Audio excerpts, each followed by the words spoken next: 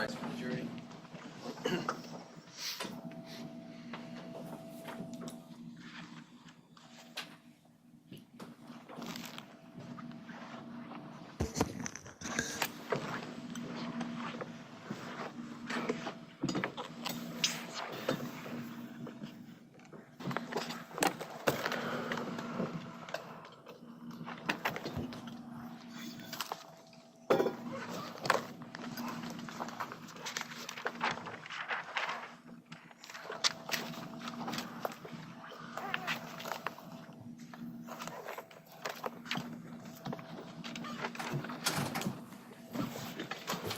Please be seated. Let the record reflect we are back in the presence of the jury. Welcome back, everyone. I hope you all had a nice weekend. And we will turn it back again to the state for their case, and you may call your next witness. Thank you. The state calls April Hull.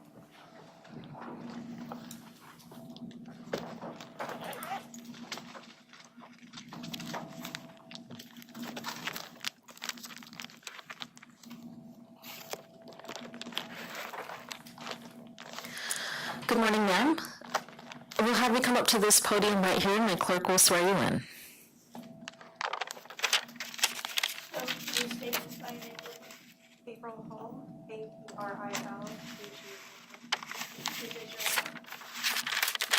What is the testimony about to be the truth, the whole truth, and nothing but the truth, so help you?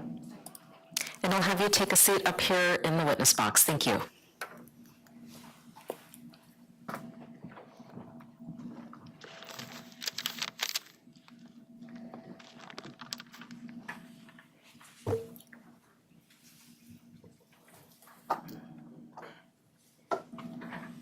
One thing I'm going to need you to do, good morning, by the way, Good morning. is pull that mic close to you. So we want to make sure that everybody can hear you, okay?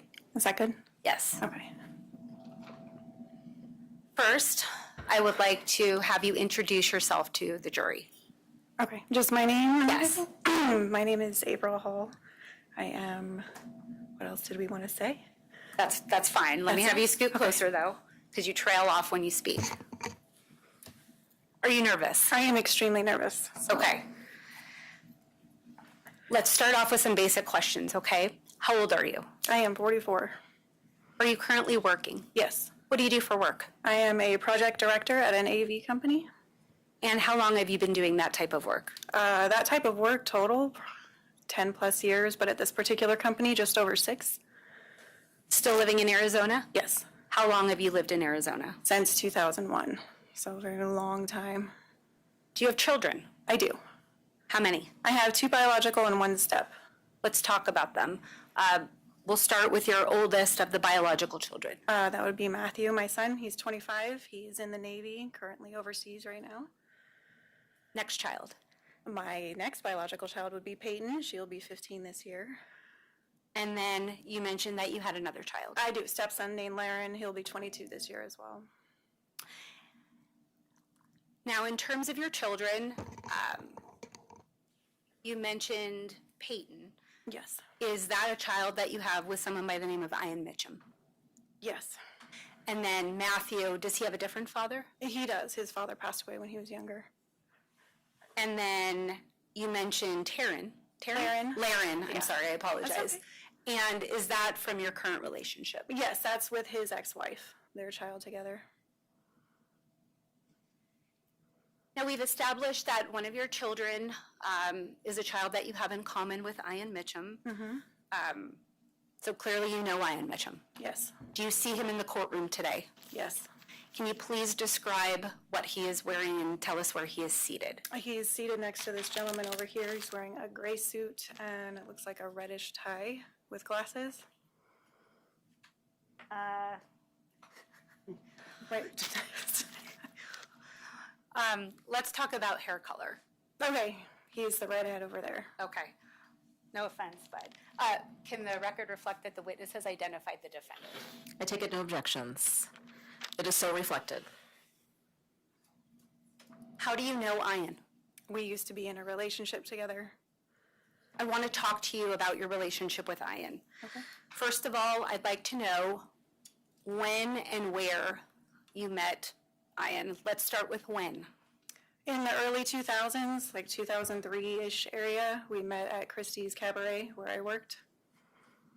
So you mentioned around 2003-ish time period. At that point, did you have Matthew? Yes. How old would Matthew have been? About 1.5 2 years old when we first met, I believe.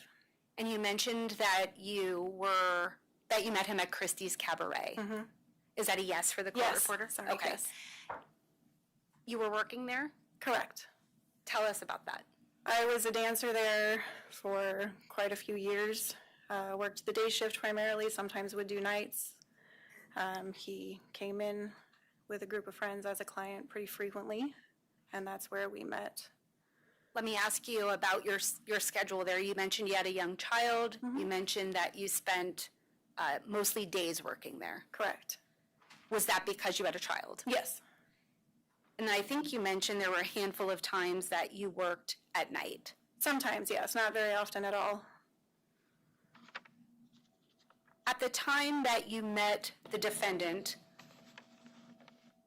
you mentioned that he would come in with a group of people as like a client, meaning a patron of the establishment. Yeah, yes. Okay. And so did you get to know him when he was there patronizing the club?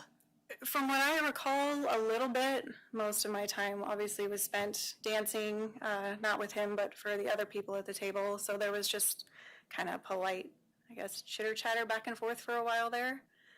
Let me ask you this. At some point, was the defendant friendly and or dating someone else who was working at the club? I believe so, yes. Were you friends with that person, or did you work frequently with that person? Just like work friendly, yeah. Because of that connection, were you able to, or was that one of the ways that you ended up kind of communicating with Ian when he was at the club? With her? While he was there and when she was around? Yeah, if she was there, if she wouldn't be, just because I would be at the table. So there would just be natural chatter amongst whomever was there. At the time that you met Ian and started talking to him just in friendly conversation, was it at that point that you learned what he was doing for a living? Yeah, there at the club. And what was that? He was a mortgage broker, I believe. Like he owned his own business. Do you recall what that business was called? Pierce Mortgage, if I'm not mistaken.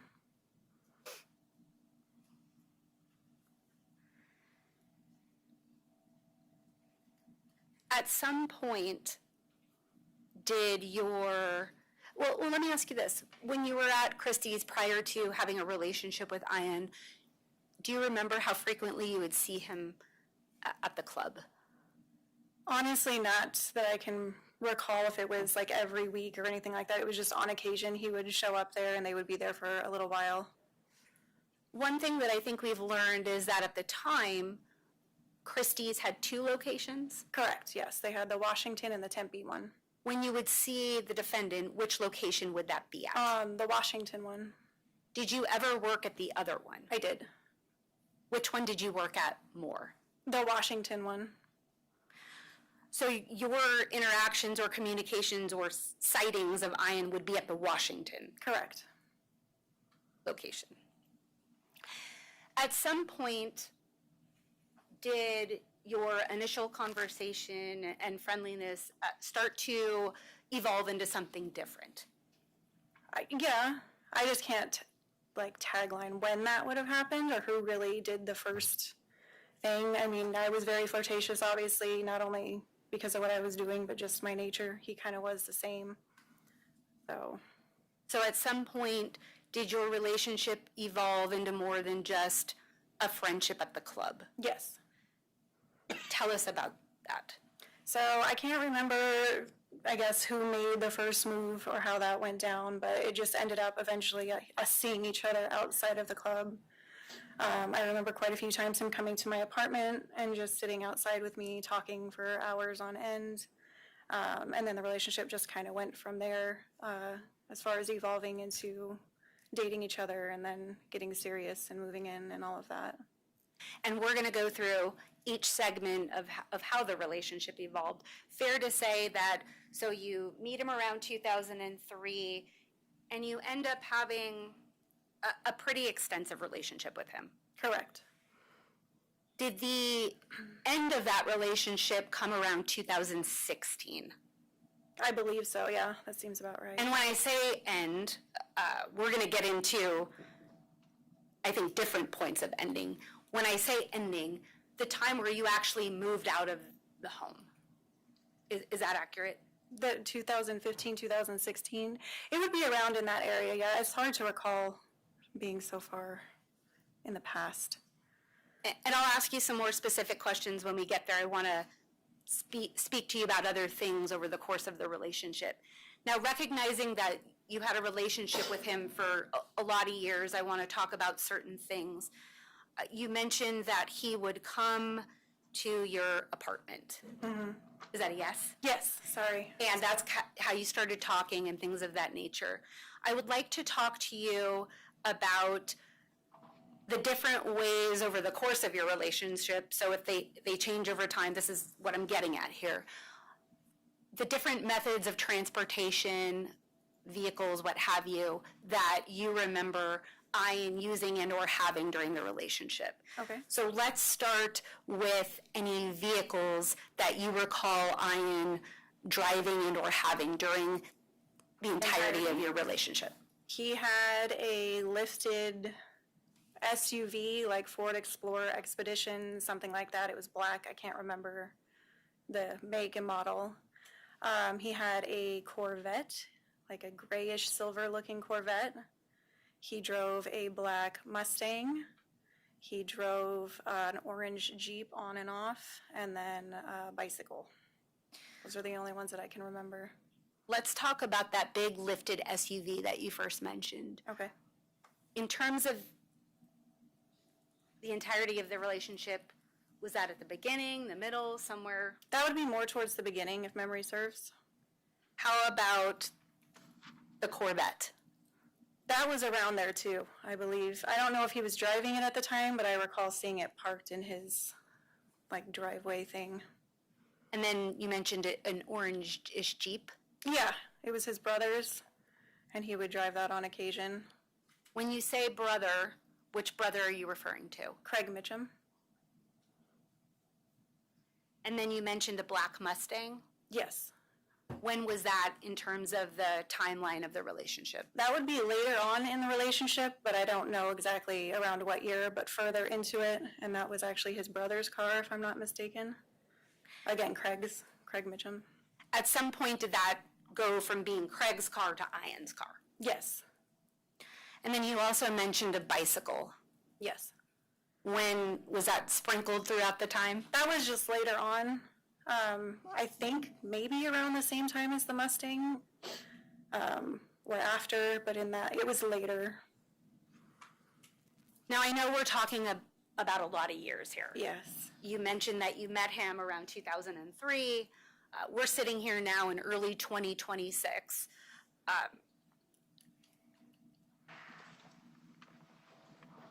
Natural that there's probably some things that you had a better let me get this out, a better memory about earlier on than you do as you sit here today. Absolutely, yes. So we talked about the different ways that Ian would get around during the time the two of you were together. So I want to ask you about living arrangements. Okay. First, you mentioned at the time when you met him, you were living in an apartment. Yes. Where was that? That was in the East Valley, like Val Vista-ish area. I lived with a roommate. Like Mesa? It would be considered Mesa. And then where was Ian living when you met him?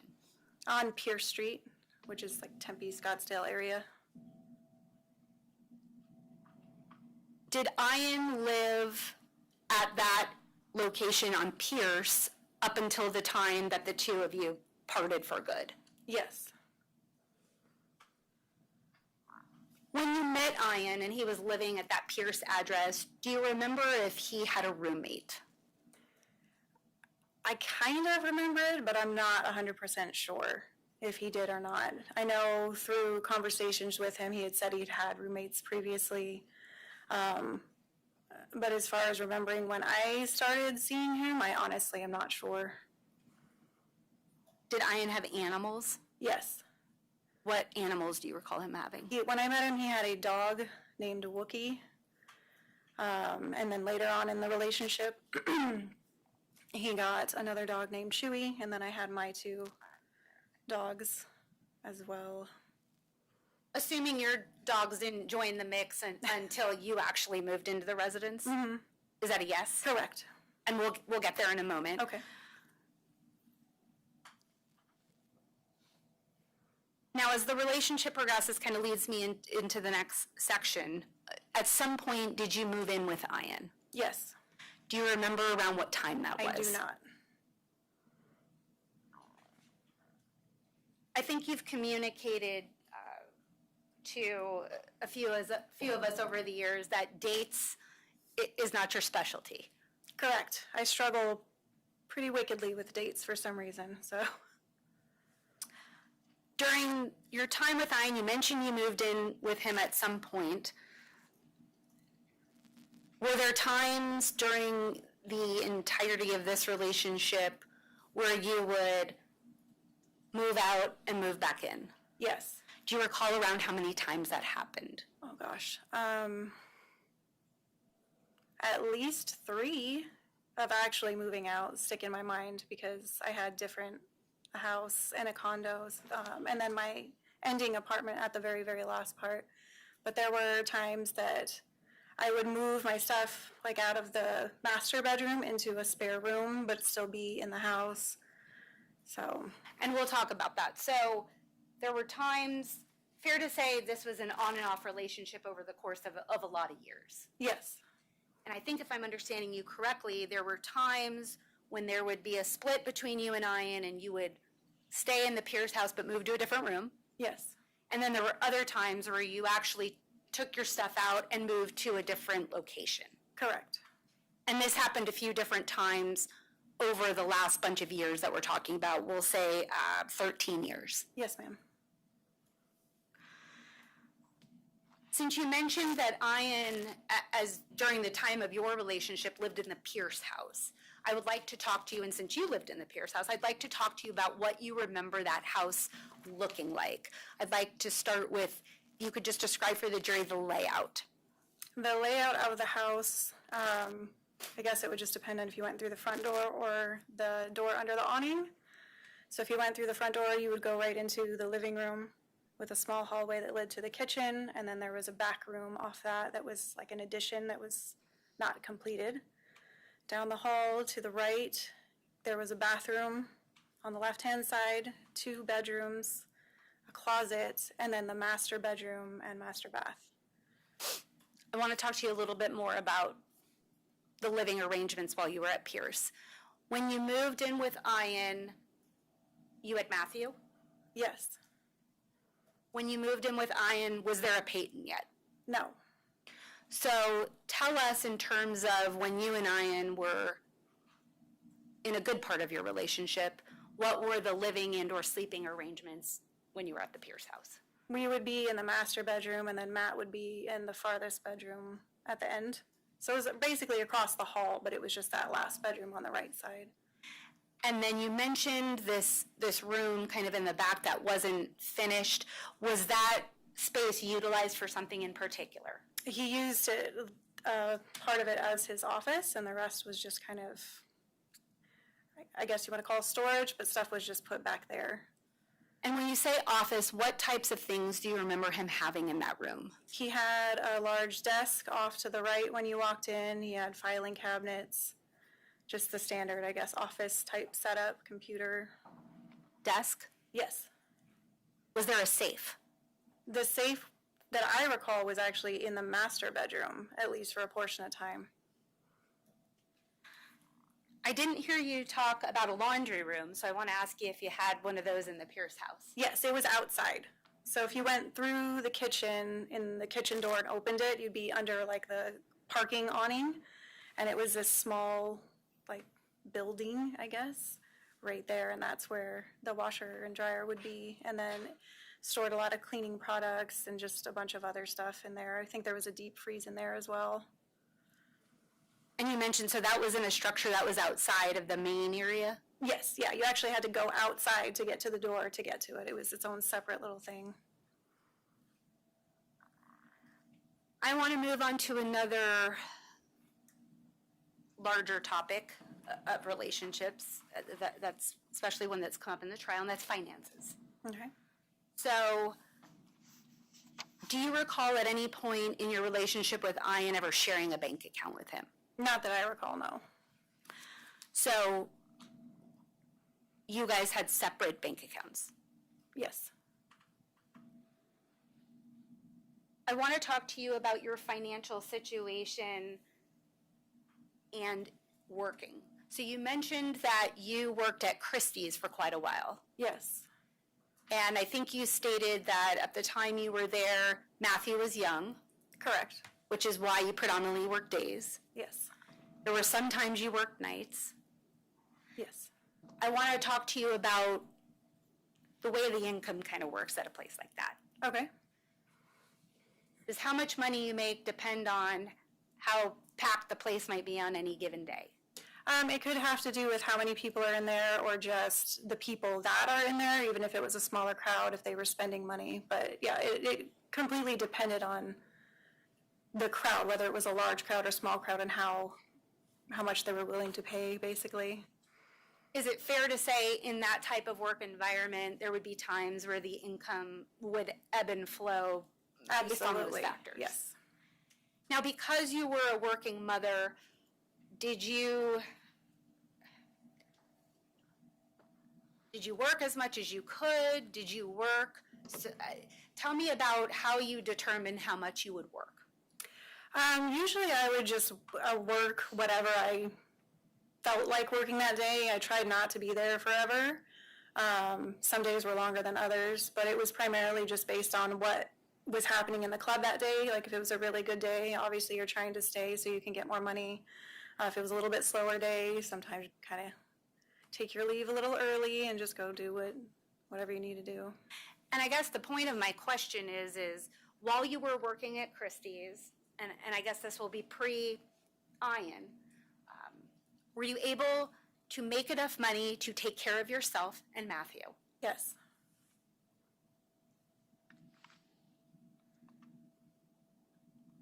When your relationship started with Ian, when it moved from friendly, conversations at the club to starting to develop into a romantic relationship, were you still working at Christie's? Yes. When you moved into the Pierce house, were you still working at Christie's? Yes. At some point, did you stop working at Christie's? Yes.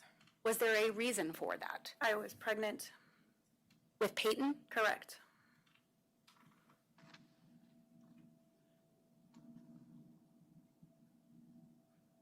So you became pregnant and you decided that you were going to leave that job. Yes. After leaving Christie's, because you were pregnant with Peyton, I'm assuming, well, let me just ask the question, did you ever go back to Christie's? No. After you ended up having Peyton, did you then stay at home for a period of time? Yes, I did.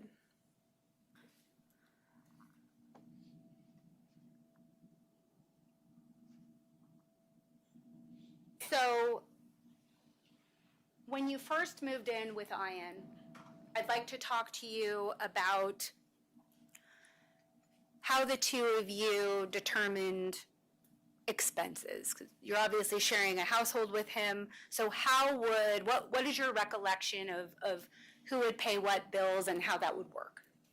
My recollection is obviously me handling my own bills. He kind of handled his own. I don't remember if it was one of those, like I just gave him money for other bills or if he was just handling them.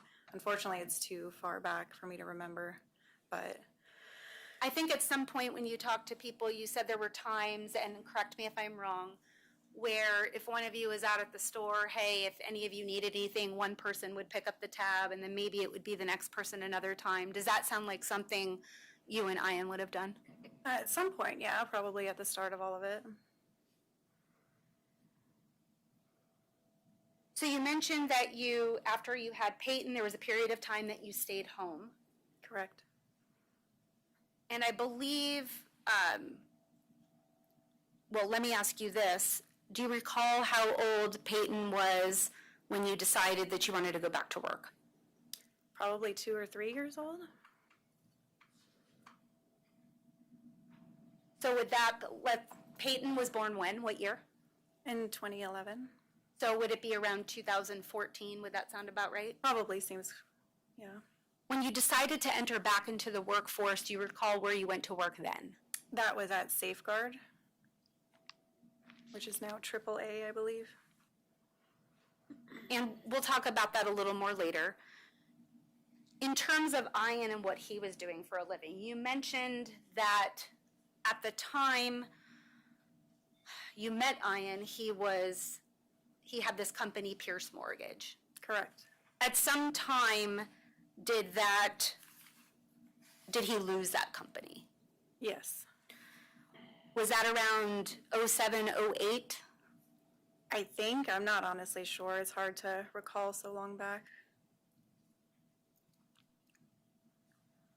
So once Ian was done with Pierce Mortgage, I'd like to talk to you, and again, I understand you're not great with dates, but what I'd like the jury to understand is during the time you were still with him, during this 2003 to 2016 time frame, the types of jobs that Ian had. So what types of jobs do you remember him having? I know he worked for, I think it was Discount Cab for a short period of time. He worked at a bar, Papago Bar, I think was the name of it. I think at Lowe's.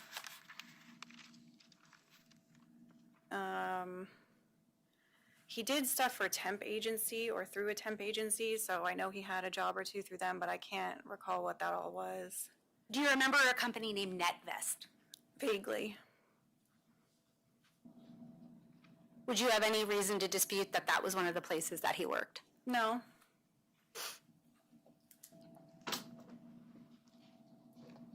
How would you say his working was throughout the relationship?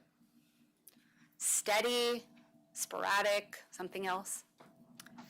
From what I recall, it was kind of just like hopping around, job hopping after he had lost his business. I know he also started, I think, or tried to start a business with one of his friends for some like vitamin thing. So he would have employment on and off, and then sometimes he wouldn't. You mentioned friends. Yes. When you were with Ian, did you go out with friends? With my friends or his friends? Your friends. Did you have friends? I did. Yes, but they were like mom friends. We all had kids and stuff, so it's not like we would really go out like too crazy to bars or anything very often. Sometimes it was just going over to their houses or birthday parties, stuff like that. And that's going to lead me to my next question. I want to talk about this initial dating with Ian pre-Peyton. Okay. Would the two of you go out to bars and things like that together? On occasion, yes. Where would you go? Places in Scottsdale that him and his friend wanted to go to. Sometimes we ended up at the Papago Bar that was right down the street. There was another place, like a restaurant bar situation on that Scottsdale Road that we went to a couple times as well for dinners and stuff. Now let me ask you this. You mentioned a friend. When you're saying this friend, who is that friend? Ian's friend? Baker or Barker or something like that was his last name. This is who you knew personally. Yes. Of him. I didn't know him super well, but they hung out all the time and had the businesses together, so. Did you hang out with them? Yes, on occasion. Did this individual come to your home? Sometimes, yes.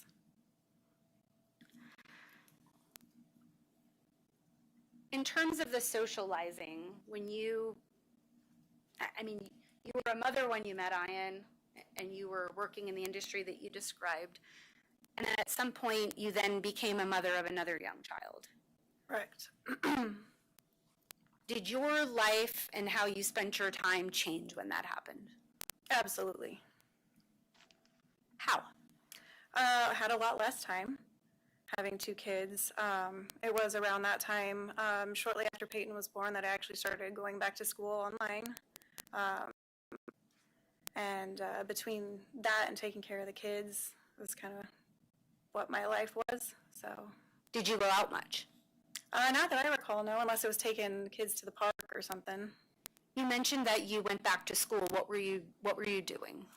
Legal science and paralegal studies. Was that something that you were doing online? Yes. It was hybrid. On occasion, we'd have to go into the actual school at Rio Salado, but it was primarily online.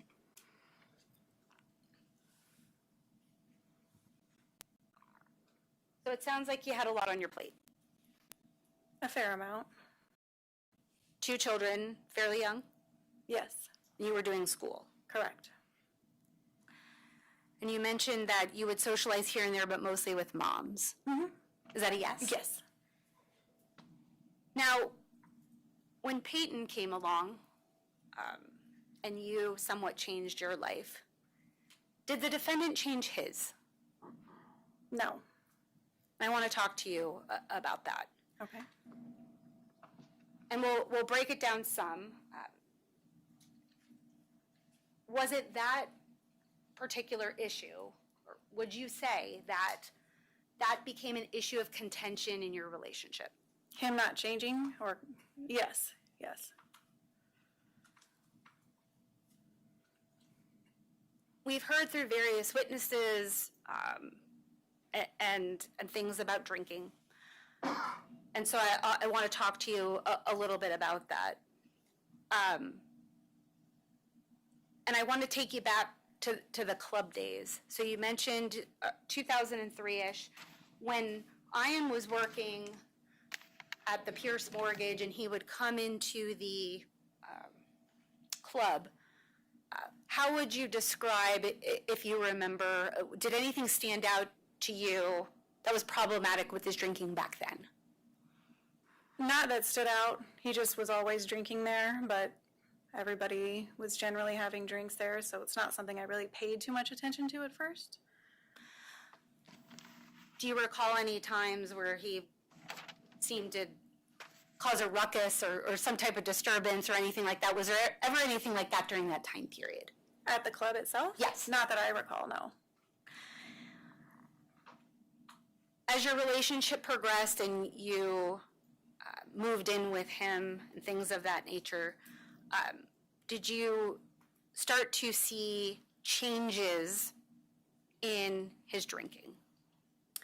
Yeah, I mean, he'd call them changes, or I finally just kind of, I guess, living with someone versus just seeing them at places, you kind of get more into their routine, so he seemed to like to drink a lot. Was that problematic for you, having a new young child at home? When Peyton was born, absolutely. I figured there would have been some sort of maturing past that when you have a kid, like, came in, so. Now, you mentioned when Peyton was born and that became frustrating to you. Did this appear to be a problem for Ian and yours relationship even prior to Peyton? Yes.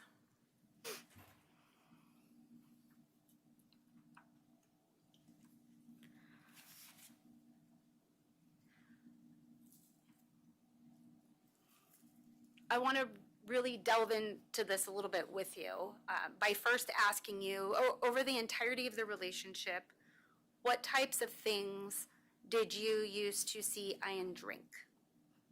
Oh my. I believe it was Captain and Coke was like the one that I remember the most. On occasion beer. And then later on in the relationship, it was Fireball. Were you present when I'm assuming you were present when he was drinking these things? Sometimes. Were there times where you would find alcohol? Yes. Were there ever times where it was hidden? It appeared that way sometimes, yes.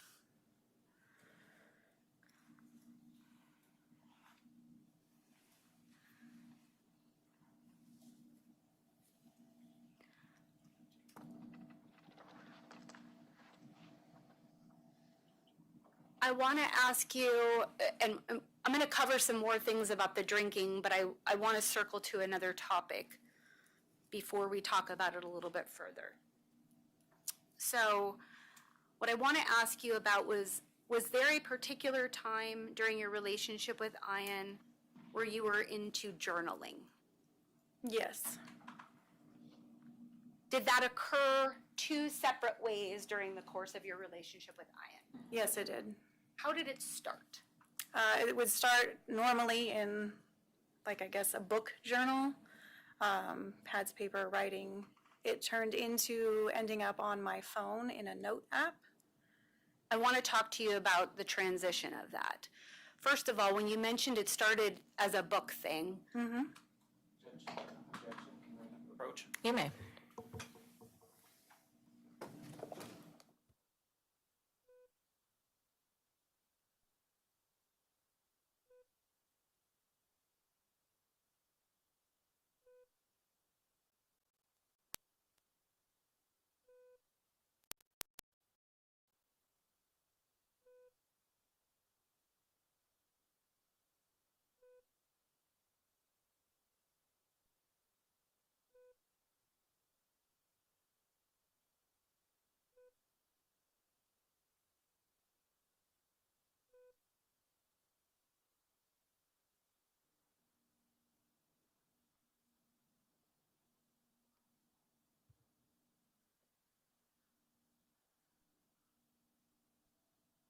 The next question I'm going to ask you simply just requires a yes or a no answer. Okay. You mentioned that your journaling started in a book, Yes. and that at some point it shifted to an app. And yes or no, at some point during your relationship with Ian, did he read your journal and get upset, and then you moved then from a book to your phone? Yes.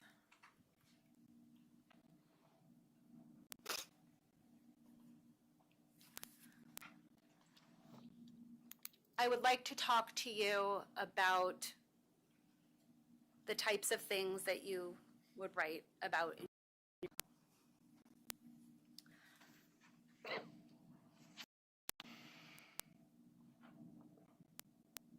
At some point, well, first of all, Ian actually bought you that really nice journal.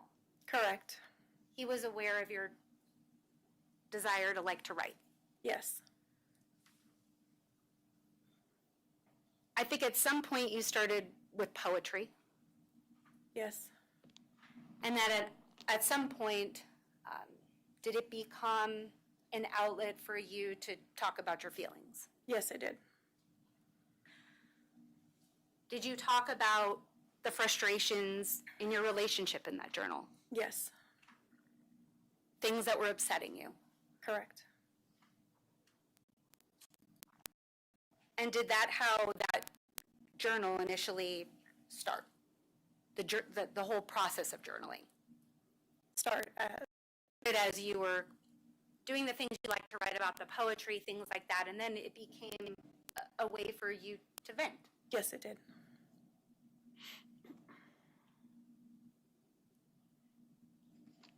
And did some of the entries in there discuss times where you expressed a desire to leave the relationship? Yes.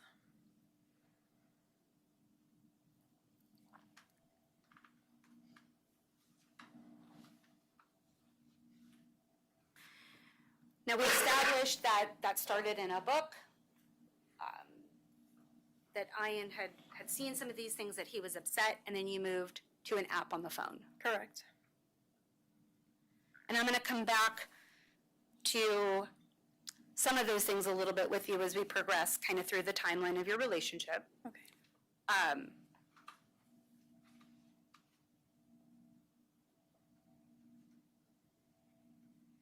But the one thing I want to ask you about is, as things started to evolve and we started talking about the drinking, and we're going to start to talk a little more about the drinking and other things, did your journaling then also become a source of documentation?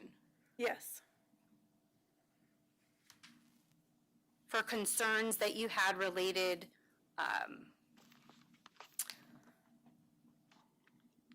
to drinking and parenting. Yes.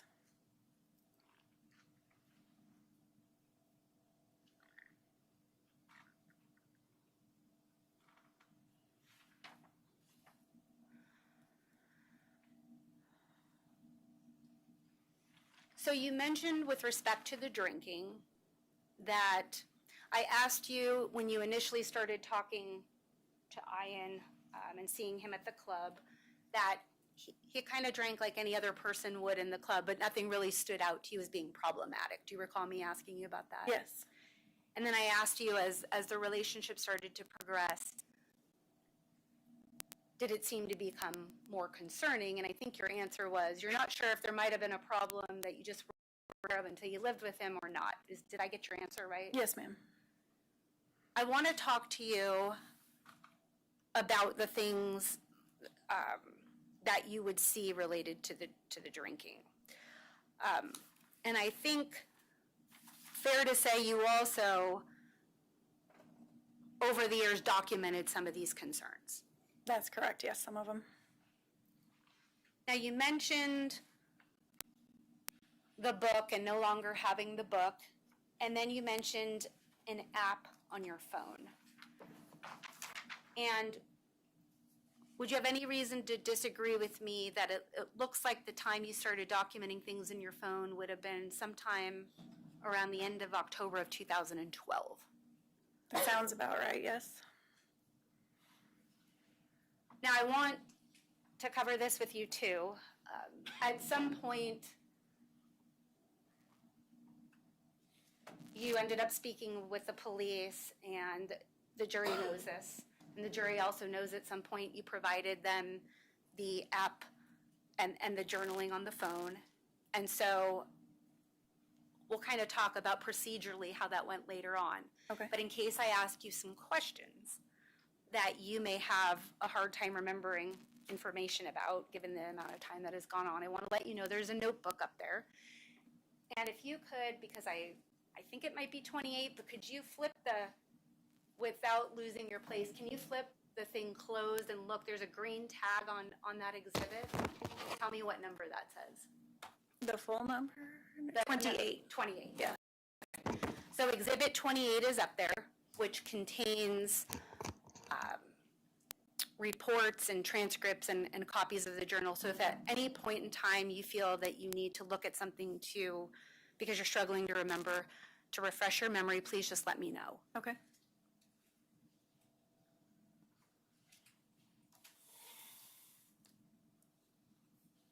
And just so that, and let me maybe lay a couple other questions out there.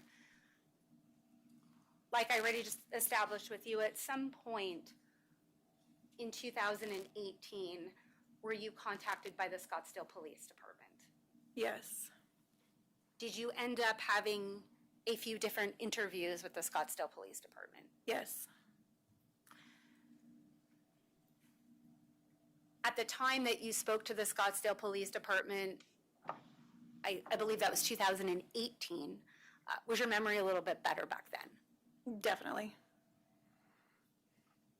And as part of their interviews with you, did you at some point provide them with your phone so they could pull off the journal entries that we're speaking of? Yes. Something that you did voluntarily? Yes.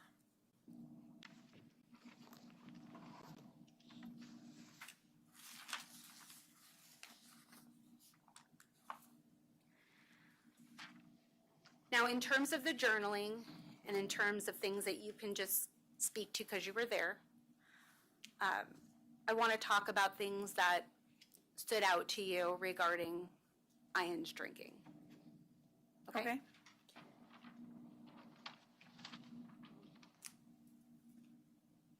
I want to ask you this question. The jury has heard that there have been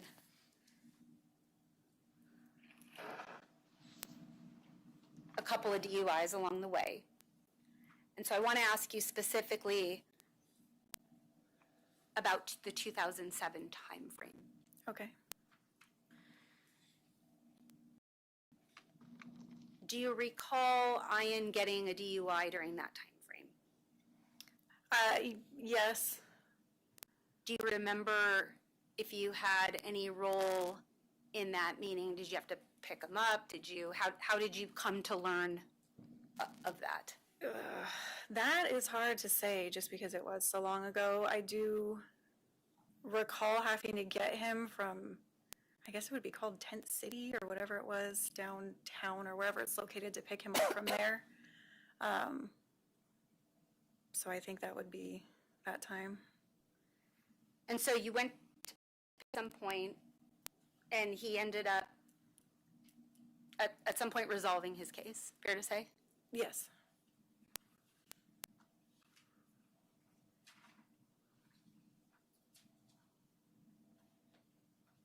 Subsequent to that happening, did Ian's drinking seem to stop? No. So I want to talk with you about the things that you observed over the years. Okay. The first general question I want to ask you is, around this 2007, 2008 timeframe, even when this happened, how regularly was Ian drinking? Pretty regularly. I couldn't say, every day, daily, like how much, but it seemed like a lot. Now, in terms of how you know this, can you explain for us the types of things that you would see that you would utilize to reach this conclusion? Him passed out drunk in his office chair. I found him outside one time. There would be vomit. I caught him one trying to pee in my son's room because he thought it was the bathroom because he was so drunk. So between that, the way he smelled sometimes, I kind of pieced it together. Were there times he told you he was drinking? Probably. It's really hard to recall back then that far, but he didn't at first seem to try to hide it. It was kind of just him being him, and then as the relationship progressed, it seemed like trying to be less conspicuous about it. So you mentioned you would find him passed out. Yes, I think you mentioned in the house, outside of the house. correct. I think you mentioned things behaviors that he was doing that you just described for us. And then you mentioned smells. What do you remember about that? On occasion, when I was close enough to him or he was in the area, you could smell the alcohol on him, almost like sweating out of him. I don't know how to other way to describe it, but just kind of oozing out of his pores. Was that concerning for you with the two children? Yes.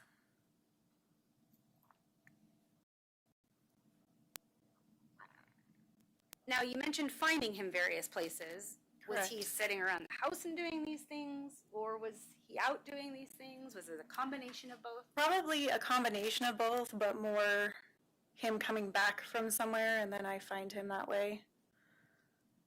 Now, in addition to talking about the concerns that you had related to how he presented and how he smelled and things of that nature with the two children at home, what was the effect of your home life during the times that he was out doing this?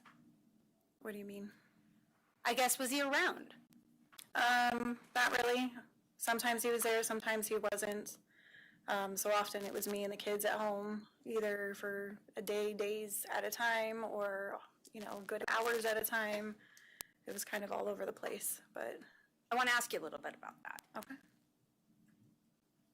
So you mentioned days of it. Were there times that you didn't at all? Correct, yes.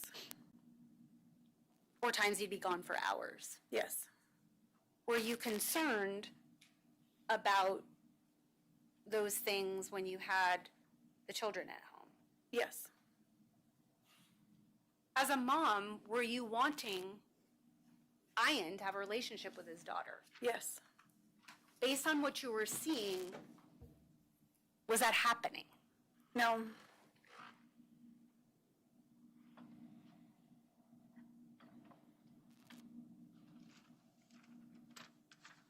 during the times, and I want to talk about all the different things that you saw related to this. So you mentioned he'd be gone for hours. Yes? Yes. One of the things. When he would come home, would he then stay? Would he go immediately back out? Did it vary? It varied. Sometimes he'd rush in, go to the back room, and then just be there. Other times he would be in and out, kind of a combination of a lot of things. Really knew what we were going to get.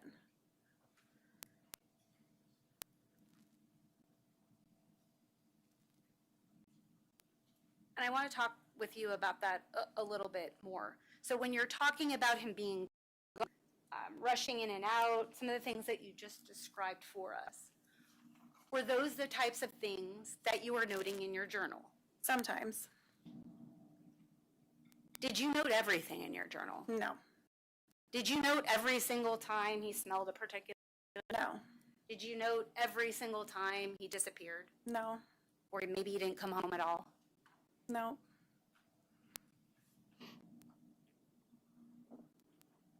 You mentioned that there were times, in terms of being able to smell him, that it really depended on whether or not you got close enough to him. Correct. I want to ask you some questions about that scenario a little bit more.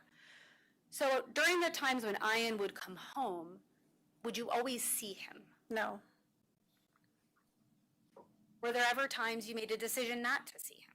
Yes. Why? Fear of what would happen, mixed sometimes with just starting to really not care anymore about it. And it was a lot of things, a lot of emotions. And when you say that, you mean fighting about the drinking, correct? Correct. The fear of what would happen, fighting about the drinking. Yes. I want to be clear about that. So you would make a choice to avoid him? Sometimes, yes. Other times, would you be in a position where you would even be close enough to him to interact with him? There were times, yes. Are those the times where you would be able to smell the things that and observe the things that you're talking about? Yes. I think you mentioned there were other times that he would come inside and hustle off somewhere. Yeah. Tell us about that. It kind of seemed like trying to avoid me, that he would come in and race off either to the bedroom or the back room or just anywhere to get out of, the possibility of seeing me or having to interact with me. As part of this, did you feel over the course of the relationship that there were times he was trying to hide things from you? Absolutely.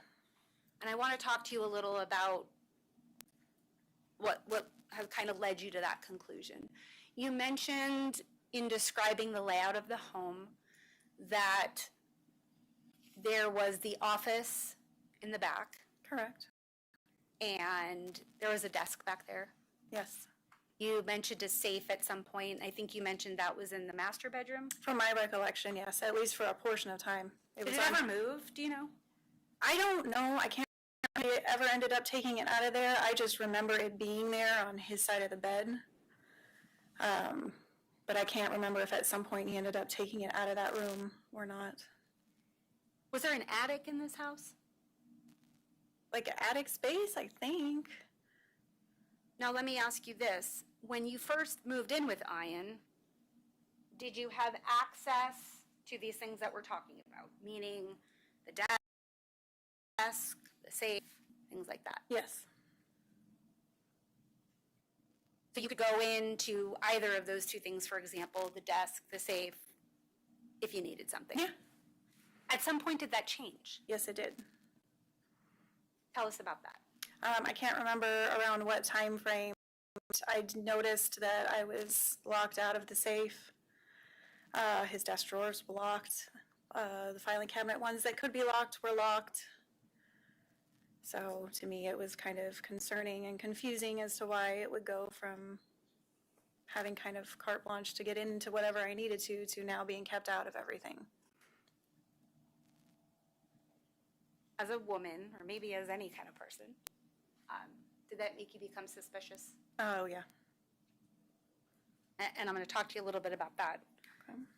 a little bit further. So you mentioned that things that you had access to, you no longer had access to at some point. Yes.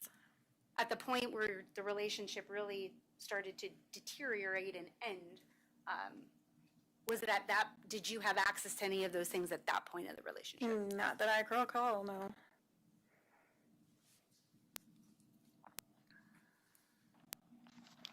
Now, you mentioned there were times that he was hustling things, he was locking things. And I think you mentioned, well, let me ask you about the hiding things. At a point, or at any point, and you tell me, was he discreet about trying to hide things from you? At first it didn't seem like it. It seemed like it was almost like intentionally obvious about it. To kind of, I guess, poke the bear, I guess is the term to use. But it seemed like a portion of time was being very obvious, like him being very obvious that he was trying to hide things.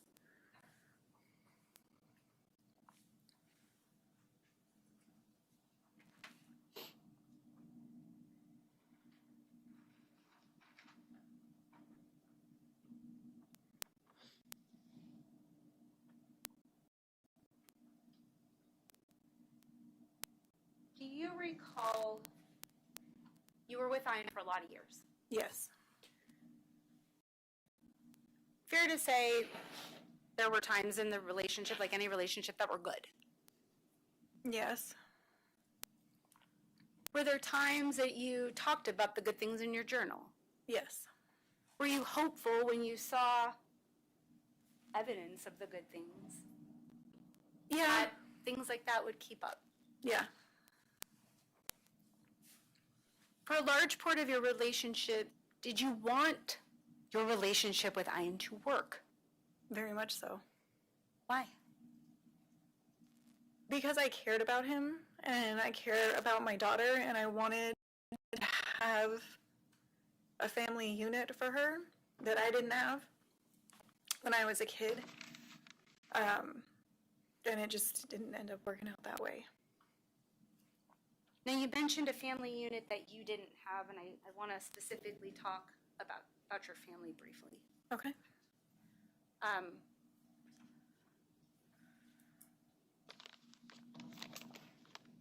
Did you have any family available to you during this time period? Not really. I may have talked to my mom before she passed, but she wasn't in town. She lived in Texas. But outside of that, my family were my kids, and at a brief point was him. And when you say him, are you talking about Ian? Ian, yes. And your mom was an alcoholic. Growing up, yes. For that reason, did that make you sensitive to some of these issues? I believe so. Did you communicate kind of the environment you grew up with to Ian? Yes.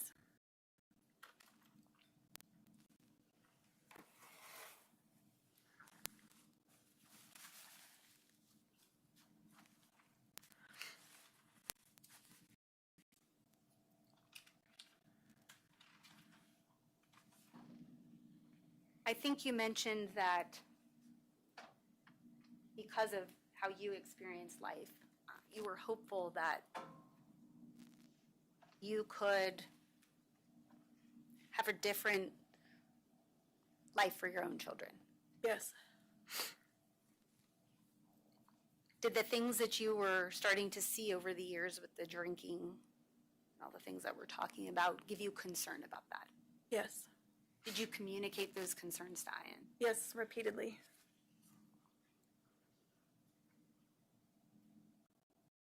When you saw these various behaviors, were there times where you felt like you were trying to help Ian? I felt like it, yeah.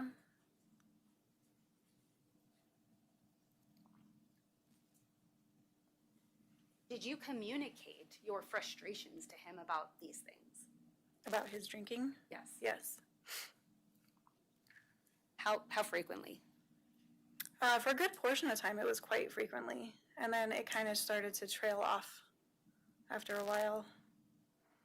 Were there times that you felt like he was receptive? Not that I can really recall. As this continued to progress over the relationship, was there a point where you, maybe in your own mind, determined you wanted something different? Yes. I think this is probably a good stopping point. So ladies and gentlemen, we're hitting that lunch hour. We'll go ahead and take our lunch break. Please remember the admonition, and we'll see you back at 1:30. Thank you. Please rise for the jury.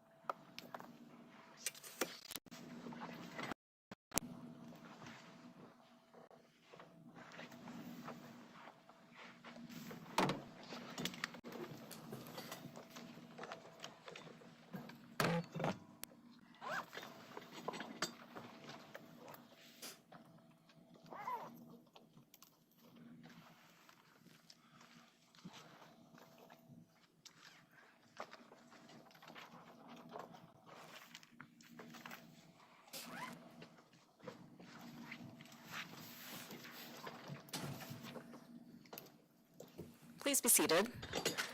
Let the record reflect we are back in the of the jury, and we have Miss April Hull on the stand, who continues to be under oath, and you may continue with your direct examination. Thank you. Good afternoon. There's a couple follow-up questions I wanted to ask you about when we were talking about finances. Okay. So I want to start there. We established that Peyton was born in 2011, and that till about 2014, you weren't working. Correct. So you mentioned that you were going to school,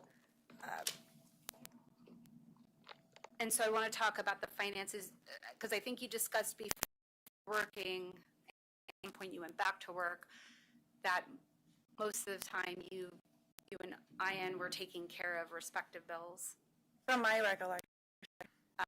Other times, someone would pick up something in there as expenses arose. Yes. When you were not working during the time you were at home with the kids, and you mentioned you were going to school, did you still have some money coming in?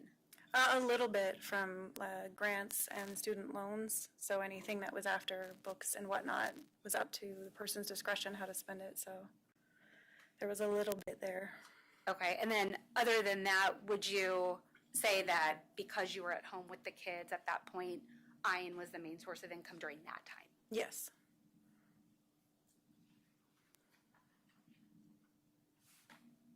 You had mentioned when you were describing the layout of the house that the laundry room was outside. Correct. And I just had a question. Did you do Ian's laundry? No.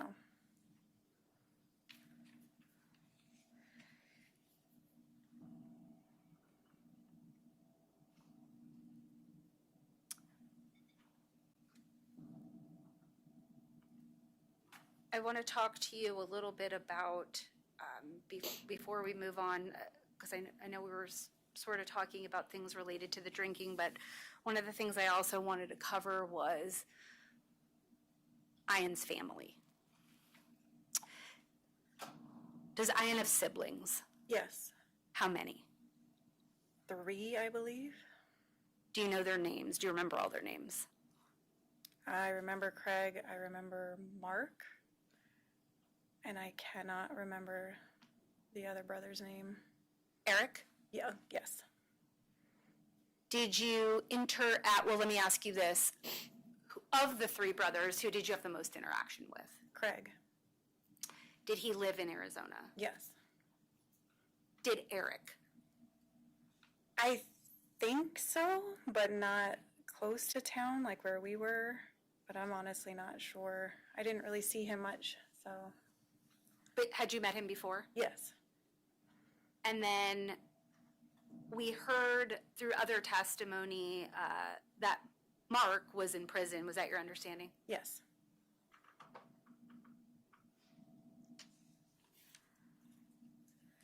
Did you ever have the opportunity to meet the defendant's parents? Yes.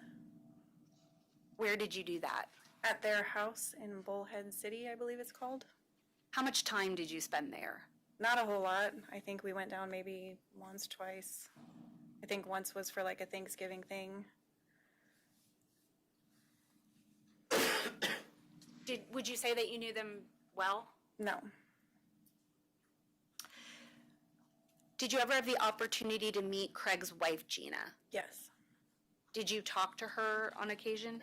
A lot, yes. Was she someone you confided in at times? Yes. Did you ever meet any of Eric's wives? One of them, I just don't remember her name. Were you familiar with Ian's nieces and nephews? Yes.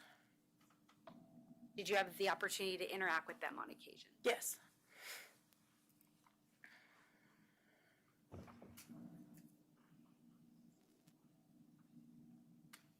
In terms of your interaction with the family, and you mentioned that you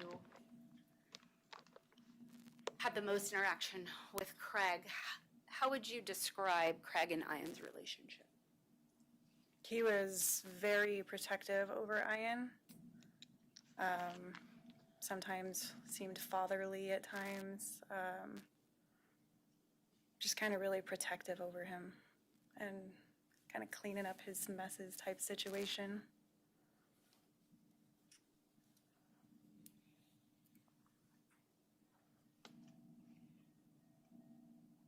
We were talking about some of the behaviors that you had, behaviors and or observations that you had made when Ian was drinking. So I want to talk a little bit more about that and how in your memory they impacted your daily living. You mentioned that Ian was drinking pretty frequently. Correct. Can you describe when Ian was drinking, the demeanor that you would observe? He had a temper sometimes, said a lot of really hurtful things, a lot of inappropriate things. And when you say inappropriate things, were some of those things sexual? Yes. Were these things said to you in private? No. Sometimes yes, but other times in front of my children. Was that concerning to you? Very.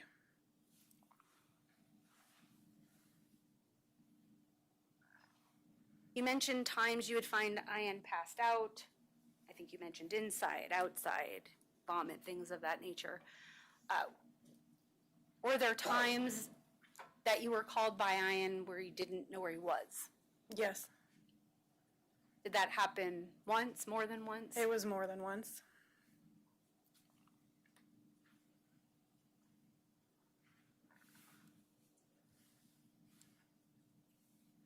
I want to focus.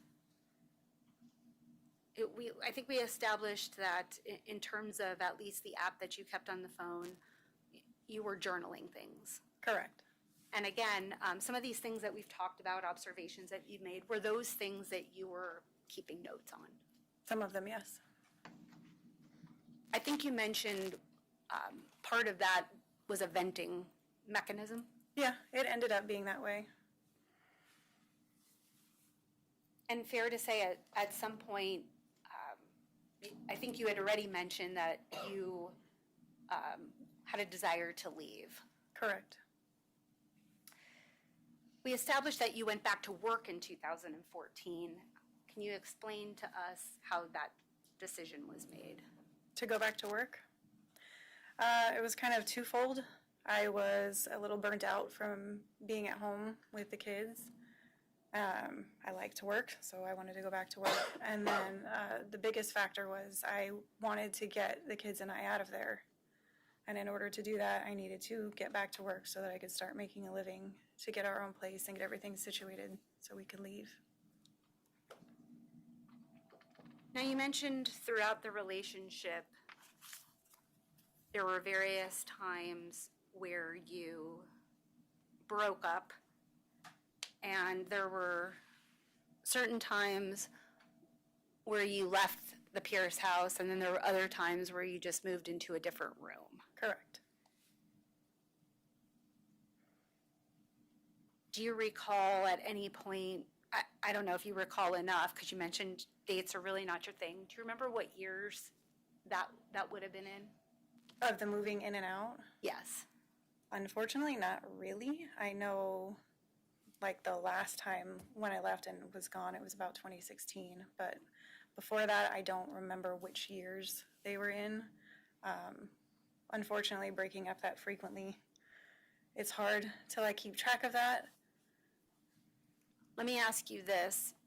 Do you recall at what point, was there a time in the relationship, I should say, around the 2016 mark and even prior, that you remember being separated but still in the house? Yes. And when around was that time frame where you were more permanently out of, we'll say, the master bedroom, as you testified Around to? 2014, 2015 timeframe. And you explained the layout of the home, and so when you were out of that master bedroom, where would you stay? In Peyton's room, which was across the hall.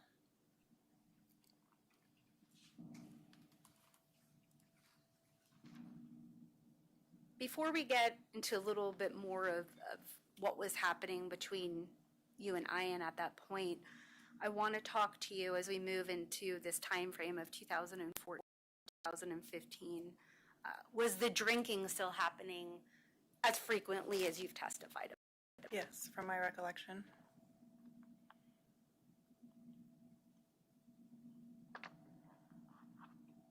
What about the periods of time of disappearance by Ian? If they were still occurring? Yes. Yes. You mentioned that sometimes it'd be for hours, sometimes he wouldn't come home at all.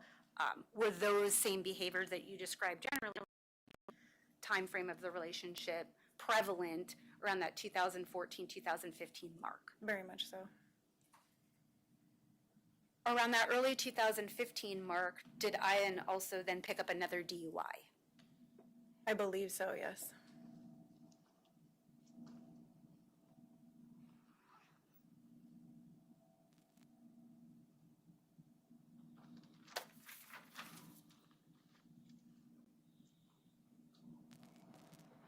I want to talk about some of the frustrations and things I believe you noted in your journal related to the drinking and the daily living that I kind of said I wanted to talk to you about.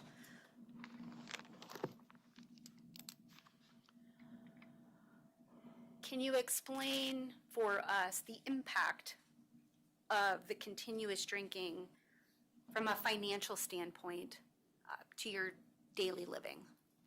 It caused a lot of problems, almost losing the house, sometimes not having stuff we needed in the house for groceries, bills, things like that. It became quite a strain because the money was all being directed towards that, Towards the drinking? towards the drinking and going out.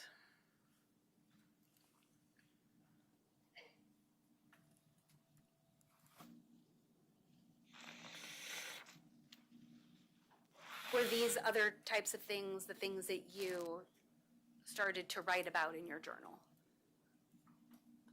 The effects financially Yes. that Ian's behaviors were having on your household? Yes.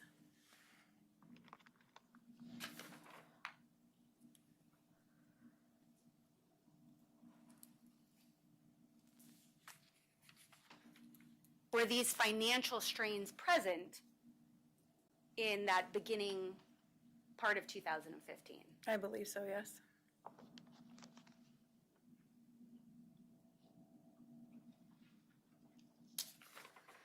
You mentioned that in 2014 you went back to work and went to Safeguard. Is that where you were still working in 2015? Yes. When did you switch from Safeguard to the place that you are now? I actually switched from Safeguard to a place called Benson. I do not remember what year that was. I was there briefly until this company contacted me and asked me to come over. From 2014, did you remain continuously employed from that point on? Yes.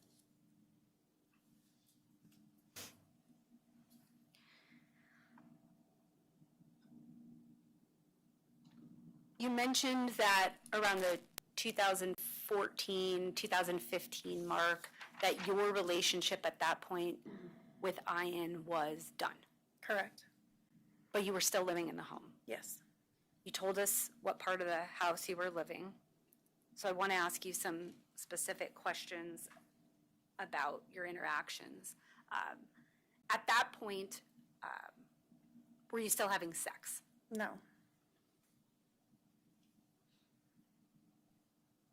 Were there times previously where you had moved out into another room where sometimes sex would still happen? Yes. Was this time different than those other times? Absolutely.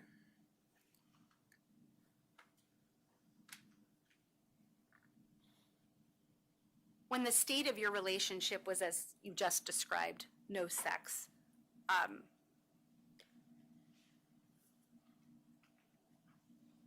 did that appear at times to be a sore spot with Ian? Yes.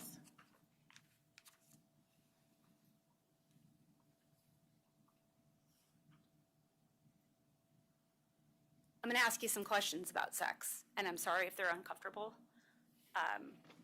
but they have to be asked. Understand.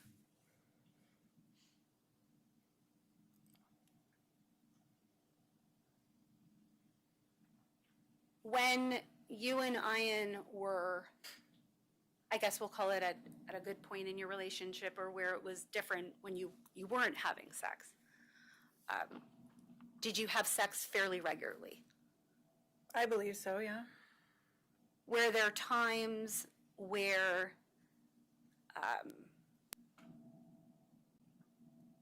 different things were tried in the bedroom? Yes. And I want to talk specifically about the concept of, we've heard it referred to as strangulation or choking. I think the correct medical term would be strangulation versus choking. But if you use those words interchangeably, I think we're all going to know what everybody's talking about. Okay. Was that something that happened in your sexual relationship with Ian? Yes. Was that something that you were okay with? At times, yes. And tell us about that. Do you recall whether, first of all, let me ask you this. Do you recall who introduced that type of behavior into the bedroom? At this point, no, I don't. It could have been me, it could have been him, I'm not really sure. And you mentioned that at times you were okay with it. Yes. To embarrass you in any way, I want to specifically ask you, when you say things about it that you were okay with, what specifically are you referring to so we can all have an understanding of what you mean? Light pressure across my neck, just pushing, and that was primarily it. At times, and that's what you were okay with? Correct. At times, did it go beyond that? Yes.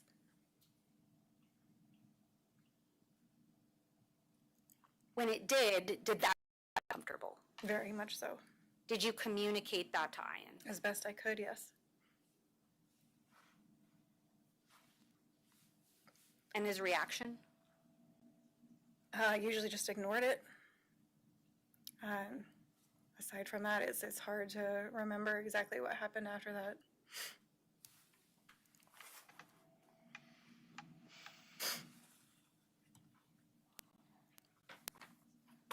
Did the strangulation or choking that were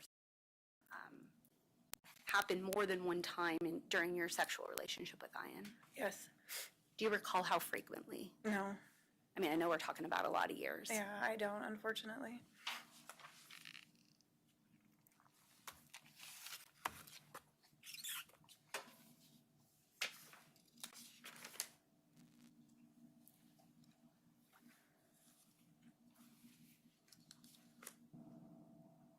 You mentioned that there were times when Ian was drinking and he would say inappropriate things to you, sometimes mean and sexual in nature. At the time in your relationship where you were no longer having sex, was there an increase in those types of comments? From my recollection, yeah, there was a period of time where it kind of escalated, it seemed.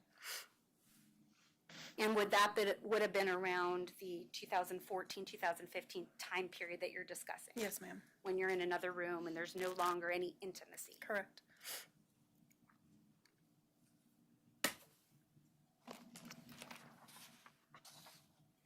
You mentioned, we've talked about behaviors and things like that, and some of the financial strain that was resulting based on the drinking and spending. Did you mention some things about when you spoke with police about replacing phones? That he had replacement phones a bit, from my recollection, yes. And what do you remember about that? Specifically about the phones? Yeah, why would they have to be replaced? He would lose them, break them, whatever story he told me at the time about it. I think you said he never changed his number. I don't think so, no. But he would often have to change phones, Yes, if I'm understanding correctly? correct. Did you say something? Can you approach, please?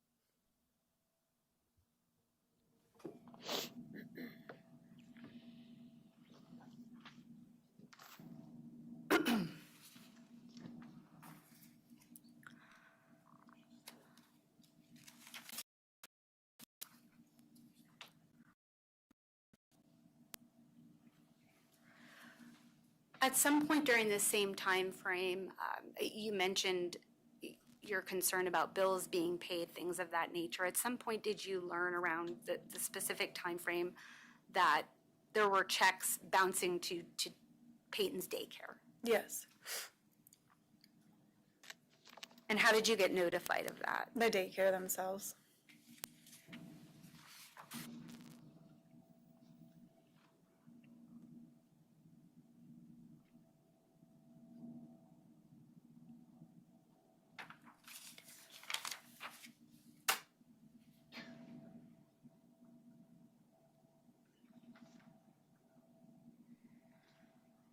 Okay.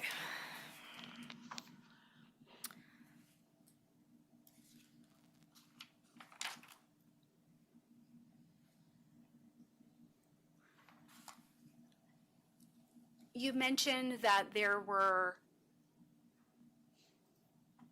times earlier in your testimony that you were concerned about the lack of relationship that Ian was having with Peyton. Do you recall testifying about that? Yes, I think we're specifically talking about due to him not being there.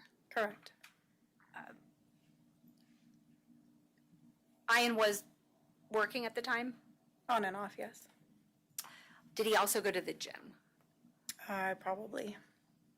Is that something he would do regularly at times? For the most part, from what I remember, yeah. Around this time frame that we're talking about, 2014, 2015, would you consider him to be fit? I believe so, yes.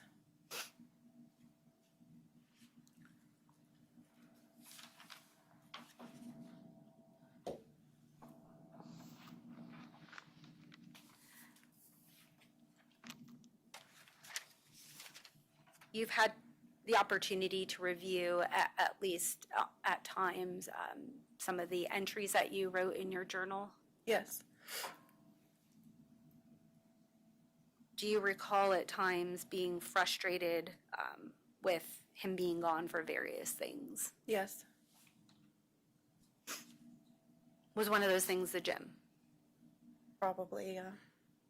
And then we've heard about the drinking and the disappearing. Yes,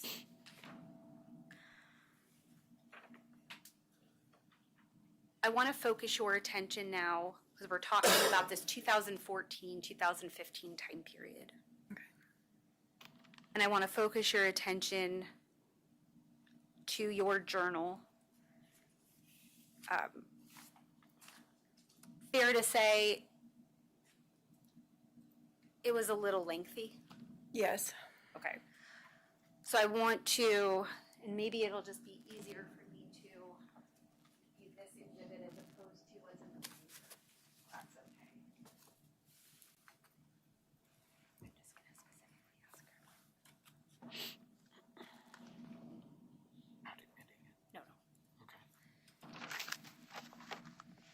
I would like to ask first if I could approach the witness with Yes. Exhibit 745. Thank you. You have continuing permission. Thank you. I'm going to show you what's been marked as Exhibit 745.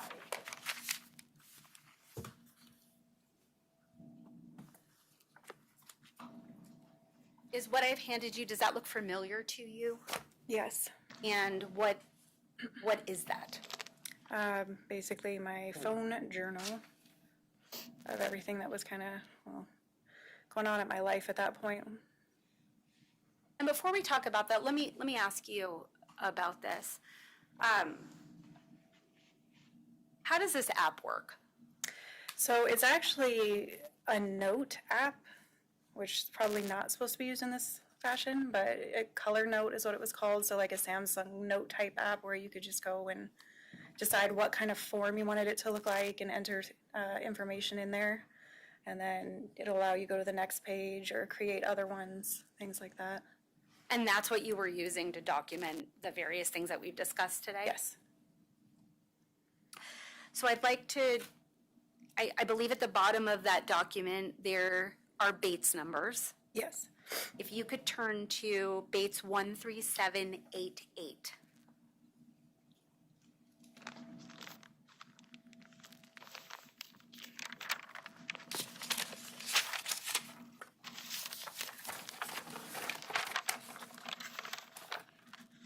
Okay. And what I want to talk about with you is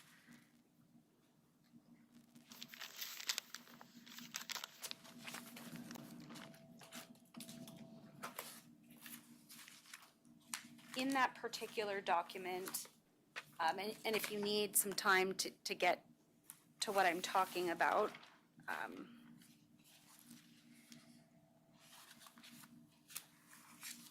do you see where you made journal entries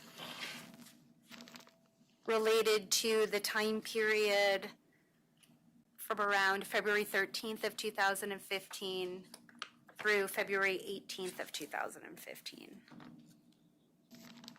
Yes.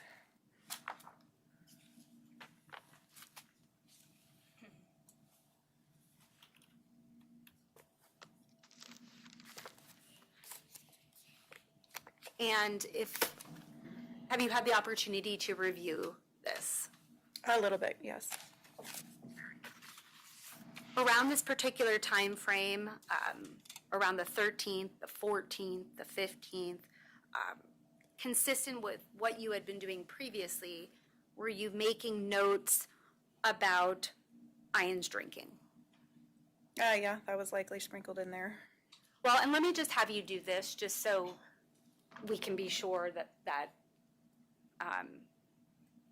we're talking about the same things. Okay. If you need a moment to just look at this particular page, let me have you do that. Okay.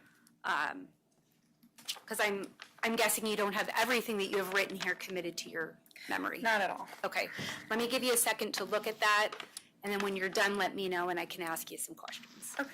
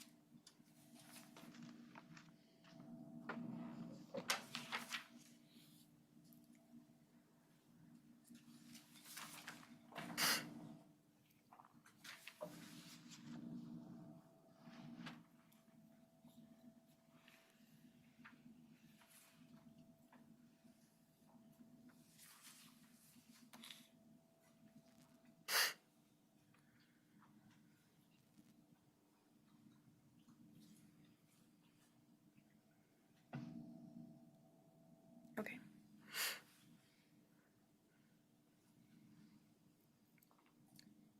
During these days, were you making notes about things you were observing related to Ian's drinking? Yes. Did that seem to be consistent throughout all of the days that we've discussed, that I just mentioned, the 13th through like The 18th? the 18th? Yes. Were you notating as part of the journal when he was home and when he was not home? Yes. Were you notating, at least in some of the entries, smells you might have observed.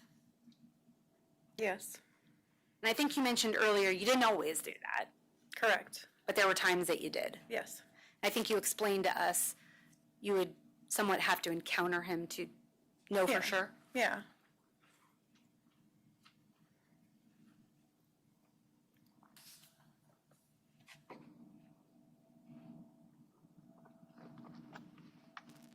I want to draw your attention to February 17th of 2015. On that particular day, did you make notes in your journal? Yes. And what types of things did you note with respect to that particular day? Basically when he had gotten up, what was happening with the children, him taking Peyton to daycare, and then that was kind of the end of it, chronicling how we hadn't seen him after that. And then just me venting about me doing pretty much everything for her, and issues with his drinking. I want to specifically hone in on you mentioning, like you just said, you not seeing him after that. So it looks like you mentioned a time that he woke up, Yes. and when was that? And you're speaking of the February 17th? 17th, 2015. It says he woke up close to 7 a.m. And I think you noted he got ready for work and brushed Peyton's hair, Correct. and at some point took her to daycare, I think you testified. Yes.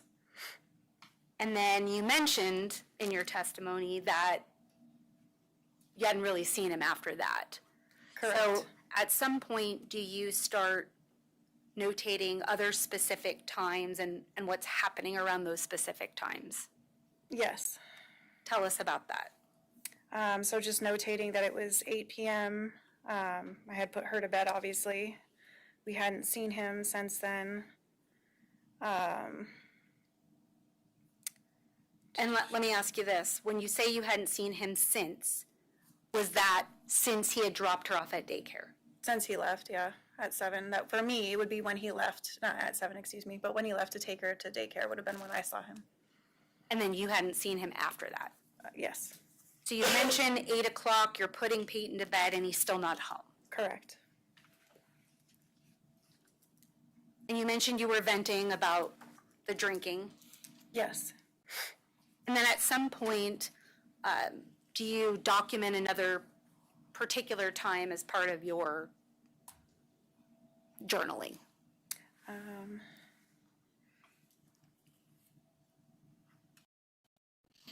I just notate it's 11 p.m. now. He's not here, and I'm off to bed. That for that February 17th date.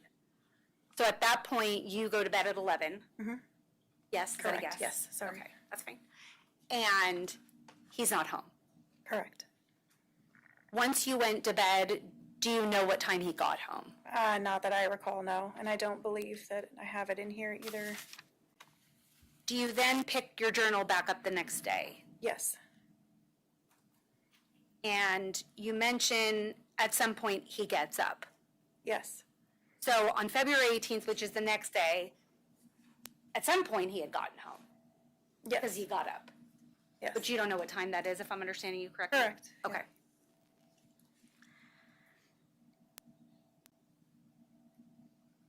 And then at that point, you mention other things that he's doing.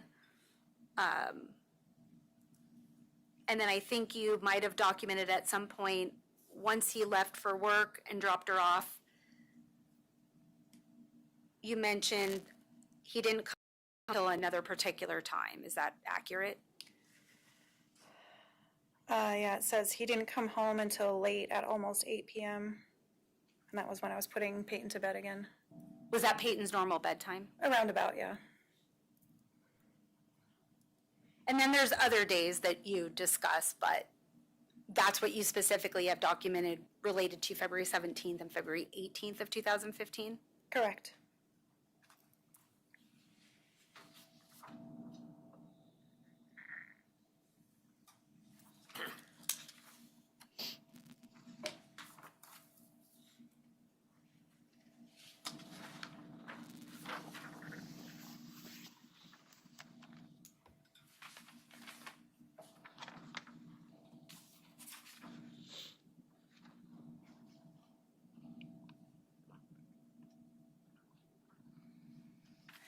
Now, you mentioned that you ultimately moved out for good around 2016. Correct. Do you recall where you went after that? To an apartment, like in Scottsdale, Tempe area. Do you remember where? No.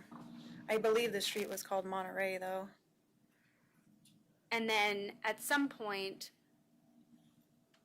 do you then move somewhere else after Yeah. that? Correct. And then I ended up moving to the East Valley. And at that point, had you already started your relationship with Ryan? Yes. I believe we heard about him. He has the stepchild that you now have. Yes. And you've been with Ryan ever since. Yes, ma'am.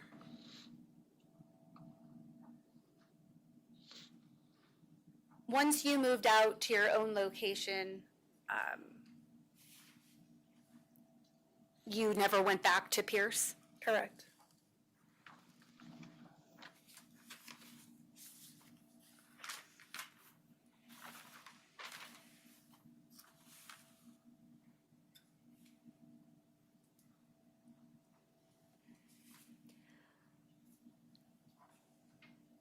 I want to now draw your attention to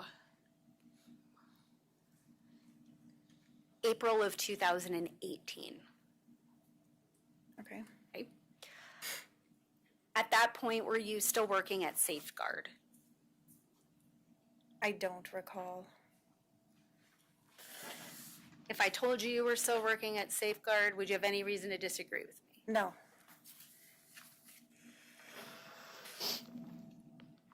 While you were at work around 10 a.m., around April 10th of 2018, did you get a visit from the Scottsdale Police Department?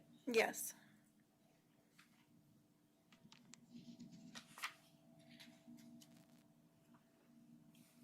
When you were visited by the Scottsdale Police Department, was that when you learned that Ian had been arrested for a murder? Yes.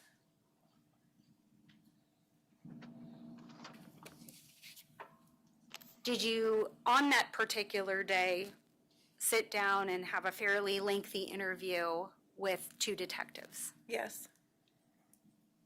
Were those detectives McWilliams and Galbraith? Yes. Did they ask you a lot of questions about the things that we've covered here today? Yes, they did. History of your relationship, Correct. parts of the sexual stuff that we covered, Yes, ma'am. where people were living, finances, things of that nature? Yes.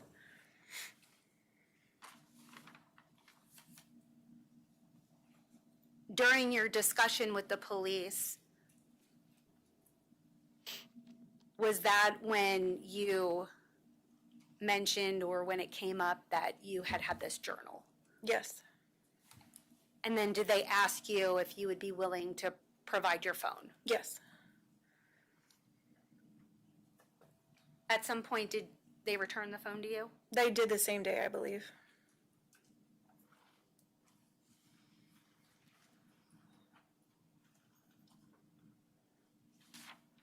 It looks like perhaps your interview was around 3 hours that particular day. Does that sound about right? Yeah, it was really long. Do you remember where that interview took place? In a conference room at Safeguard? Oh, so it was at your work. Yeah. Was it just you and the detectives present? Yes. To your knowledge, was that interview recorded? Yes. At the time that you first spoke with the detectives, had it been 2 years since you had, or around the 2-year mark, or at least sometime in 2016 since you had talked to Ian? Yes.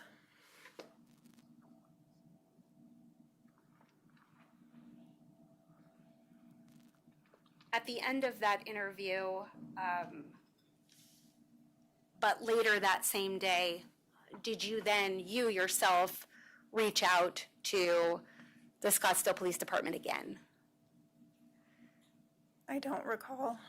Let me ask you this. At some point, did you get contacted by a person named Selena? Yes. And did she talk to you about a person by the name of Chioki? Sounds familiar, yes. I want to ask you a little bit about Chioki. Okay. We've heard that name come up in the trial. It's been some time, but someone talked and testified about this person, Chioki. Were you familiar with this individual? Yes. How? He would come into Christie's where I worked. His girlfriend or fiance, I don't know if they were married at the time, she was the bartender there, and he would come visit her. Would you say that you knew him well? No. To your knowledge, did you ever spend time with him outside of work? Not that I recall. And you mentioned that his girlfriend or fiance was a bartender. Yes. This person, Selena, was she also connected to Christie's? Yes. What was her role at Christie's? She was a waitress, and then she transitioned into being a dancer.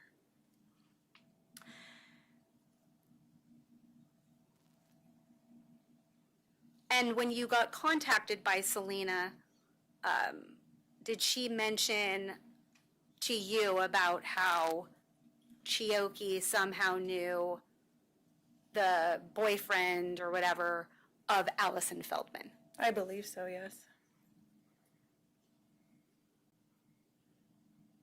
And if you need to refer to a report, if you recall, was that what prompted you to call back the Scottsdale Police Department?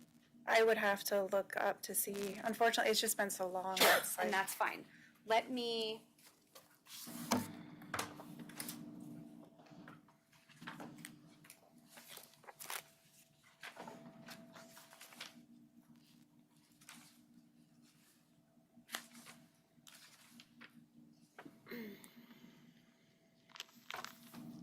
Gonna do you need grab this this back? binder. It's gonna be. Oh. Don't waste too much time. This? For the record, this is Bates 415 and Exhibit 28. Thank you. If you could just look at the bottom portion of that report, read it to yourself, Okay. and then let me know if that refreshes your recollection.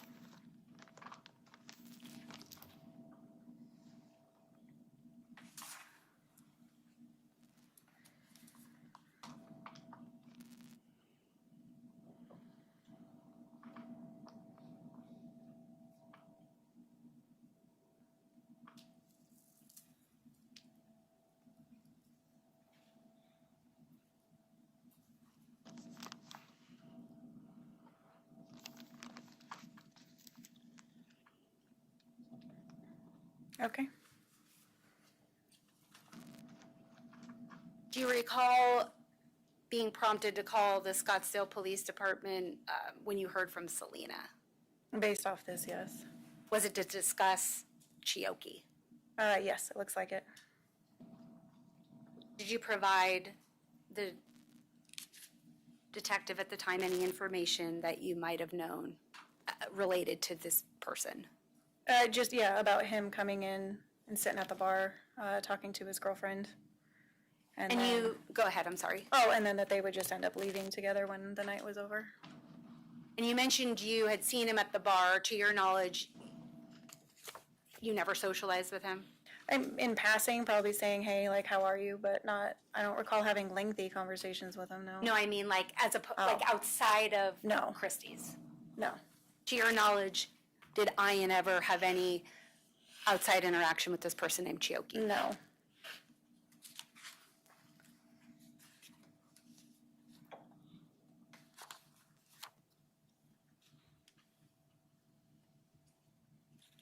Moving on to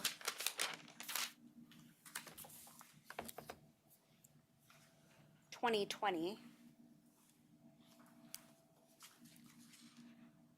did you have the opportunity to do a follow-up interview with another detective from Scottsdale Police Department? I believe so, yes. Was that Detective Heinzelman? Sounds familiar. You see that guy in court today? Yes.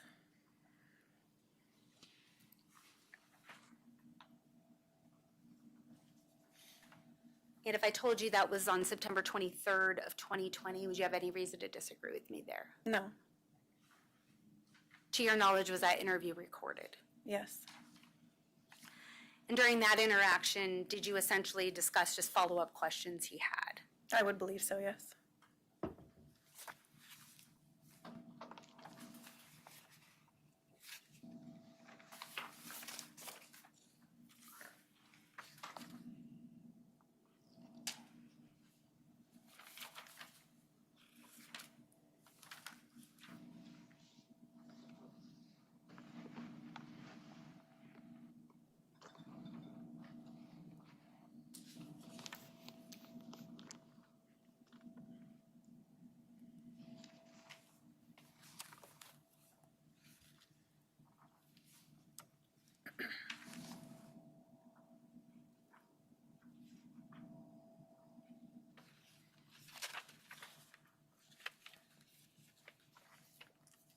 One moment.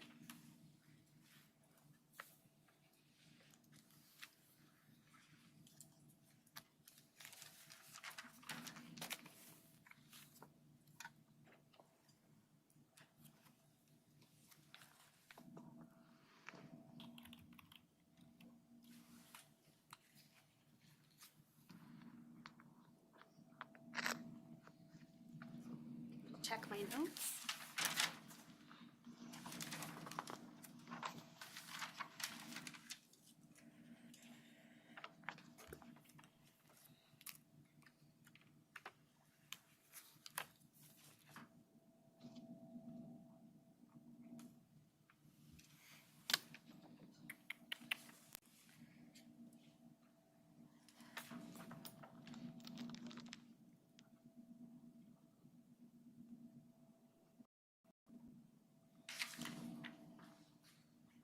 I think one other thing I just wanted to ask you about that I neglected to when we talked about times you would run into Ian when he would come home. Do you ever recall any times where Ian would come home, I guess the best word might, looking somewhat disheveled? Yes. Times he had injuries? Yes.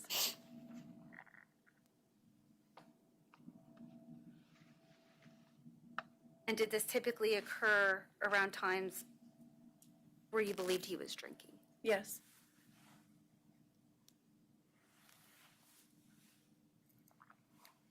I don't have anything additional, thank you.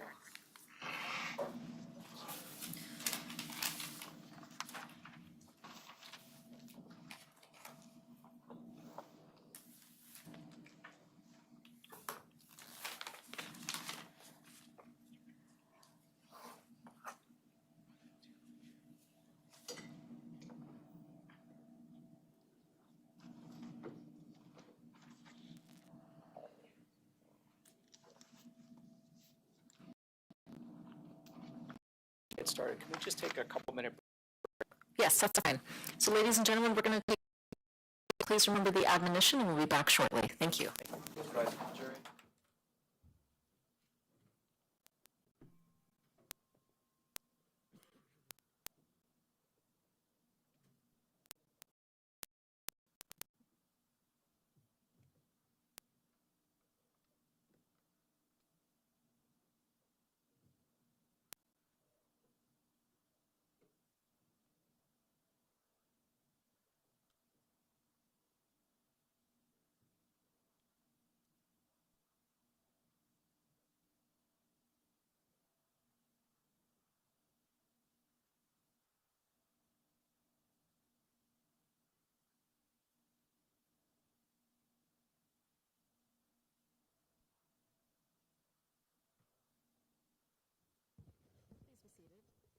the record reflect we are outside the presence of the jury, and Ms. Hull, you may step down for this break, then we'll see you here in about 5 minutes.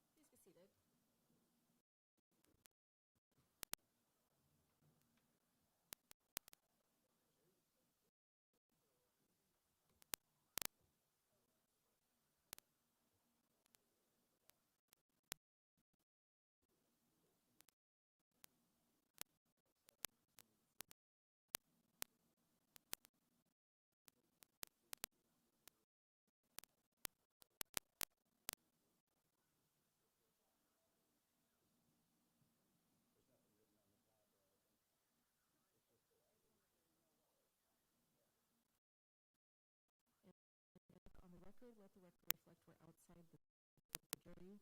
I just wanted to share with you what he's having trouble hearing if someone walks away from the microphone talking. So I just asked Mr. either to stay on this microphone or feel out them around. But other than that, anything else to take out before we begin? Okay.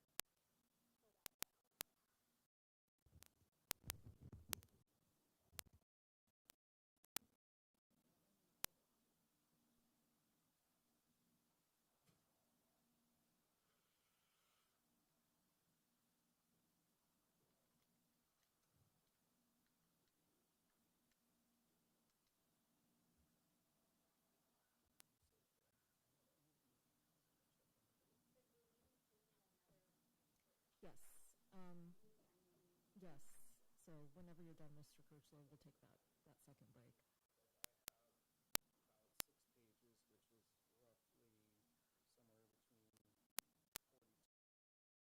Okay.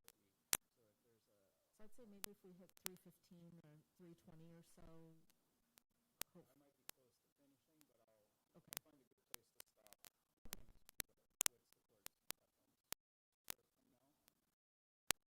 And if you want to stop at 3:30, because we just took this break, I think about 15 minutes. And if you want to finish, it should be fine.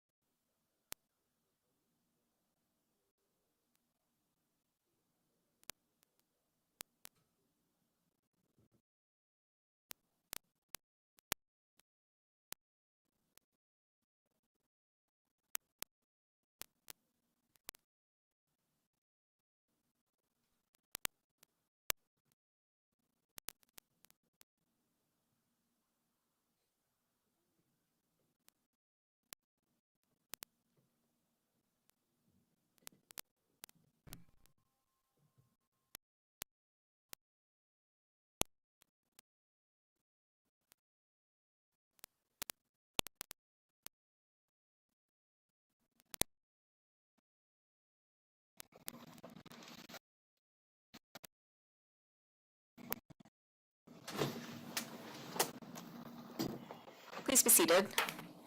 Let the record reflect we are back in front of the jury and continue with cross-examination of this witness.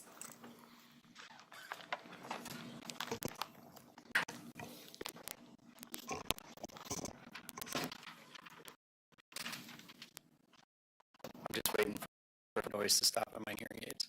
Can you hear me? Yes. Okay.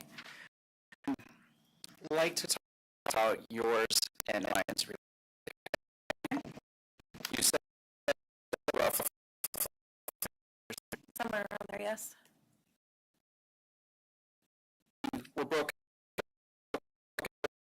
and you met him when was about Around there.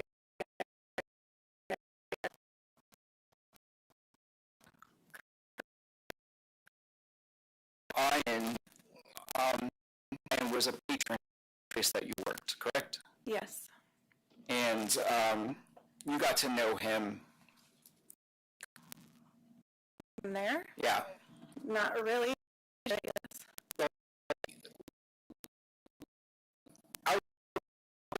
You kind of, your relationship developed. You spent, hours at your apartment just. Correct. And was his job was professional, correct? He worked in the industry. Yes, He had his business Pierce Mortgage, correct? yes, And that was rough. He was working there until 2008, correct? I'm not sure when it dissolved. His business collapsed when the market collapsed, correct? No, You were living together in 2008, correct? I believe so. And after that, you talked to us about Ian having a number of jobs, and I just want to talk to you about that. For a period of time from 2008 to 2011, he sold life insurance, correct? Possibly.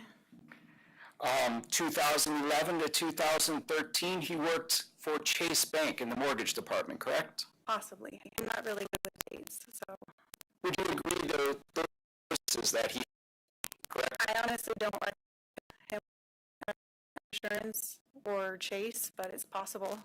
And then, A long time ago. So. no, that's okay. And in 2013, I think you testified earlier that NetFest sounded familiar, correct? It does, yes. And to say, you would agree with me that if I told you that he worked for NetFest, he worked for NetFest, correct? Likely, yes.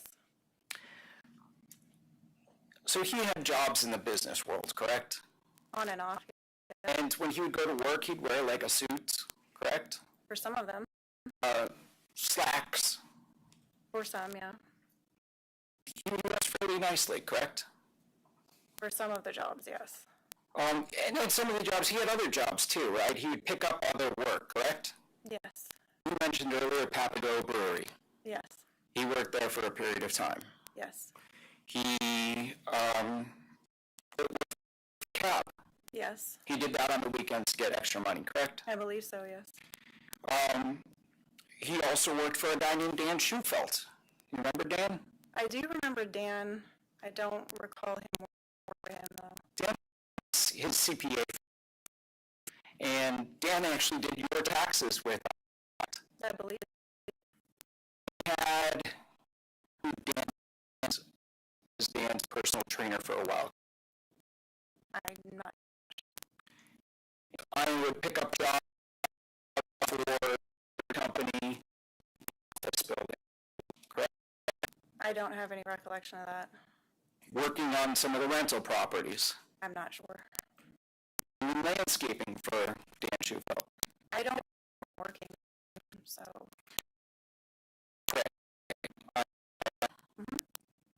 Craig was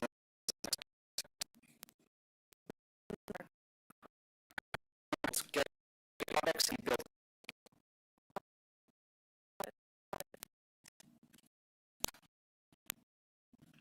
He said that was taken by Craig some of the yes. that effectively figure to him, correct? At times. More so than other, correct? Times, yes. I had a close relationship with Craig, correct? I guess by all looks, yes. I would ask Ian to come and do things You would ask him to come over and help with stuff around their house. like remodel a house. Craig's house. Probably. And he would ask him to come over and fix cars. I don't remember, but Do something that he needed, right? necessarily think he would drop everything and go there, but he would help from time to time. That annoyed you too, right? Him helping Craig? That he would run over. I didn't see it at Craig. Let me talk to you about Ian at Yes. Sure. he was pretty regular at the gym, correct? For a while, yeah. And he also fixed stuff at the house, your house. What do you mean fix stuff at the house? He would be fixing things at the house. He wouldn't be ready to fix stuff, would he?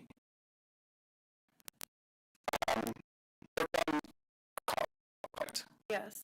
In fact, he worked on your car. Yes. There were times where, for instance, he replaced a transmission on your car. You Stuff, but on your cars. yes, on You had a car during the court relationship. Correct? That I'm not sure. the house that you got in, he was remodeling that. Parts of it, yes. Mentioned that there was a back addition, correct? Yes. He used that as an office. No. And it was a place where, Yes.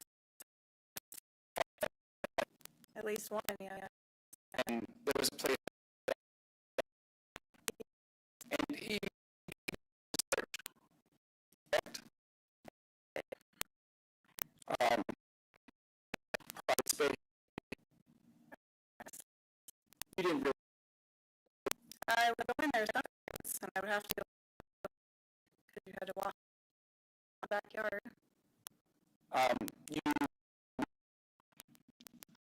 but you didn't keep there. Not really.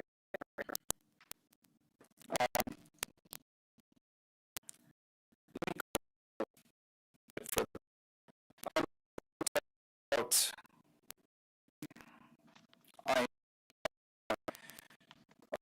different job to your relationship. Sound like you weren't involved in those. Is that correct? Really not. There's too many to remember every place that. Like, shared expenses, but you didn't really delve into his money, correct? Collection. Told us that you have a bank account, and I'm like your money, and he had his money, correct? You would go or pick up some food if you were out, correct? Yes. And you'd pay for that. Yeah. Needed to, you would pay, correct? Yes. During that, he paid for that, correct? Yes. And you didn't look at how much paid, He was getting paid? yes, from his employer. And likewise, he didn't look at how much you were getting, correct? And you told us that your income varied up until the time that Peyton was born. Yes. But you had that money, correct? When Peyton was born, you for a period of time. And during that time, you enrolled in school, Yeah. Rio Saligo College, Yes. and you took a pair course, and you actually obtained it. Yes. You made honor roll, Yes. dean's list, Yes. and you were able to do that. You were at home with the two kids. Yes. And during that time, Ian was working, and he was paying the mortgage, the bills, etc. Correct? For the most part.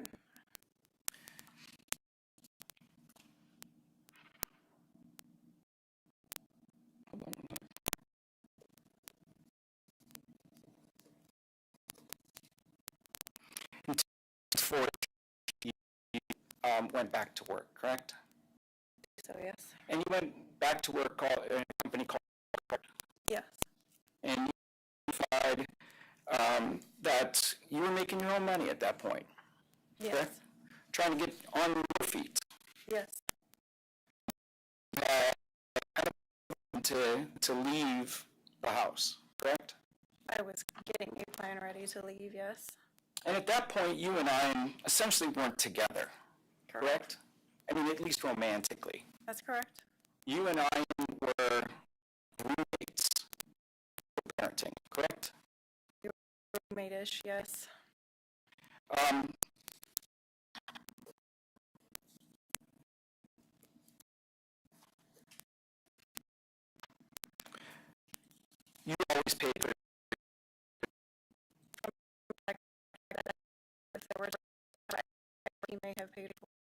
again, that's so long ago.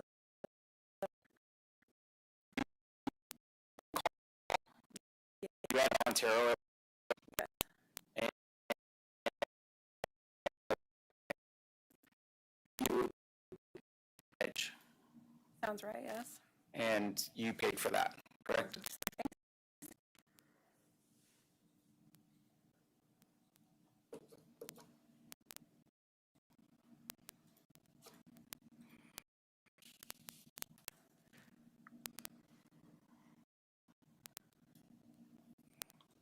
When you guys split expenses, you worry that things weren't being paid, correct?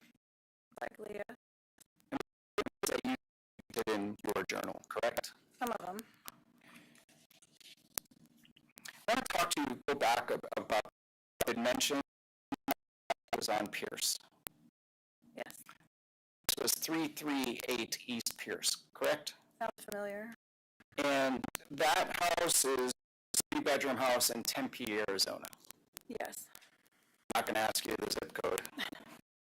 But would you agree that it was Scottsdale Road and then the cross streets are Continental Roosevelt, depending on which side of the street you're on? I'm close to the road there, but I'm not sure about the other two. Before you entered into your division from Scottsdale Road, on the southwest corner, there was a Circle K. Would you agree with that? I don't.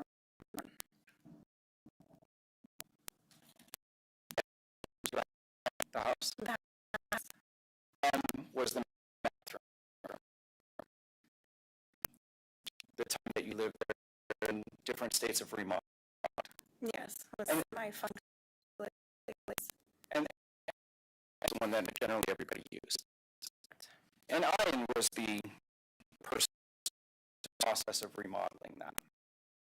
Yes, or The master bath.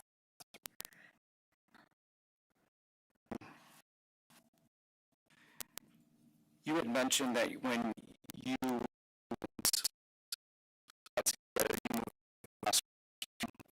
Matthew had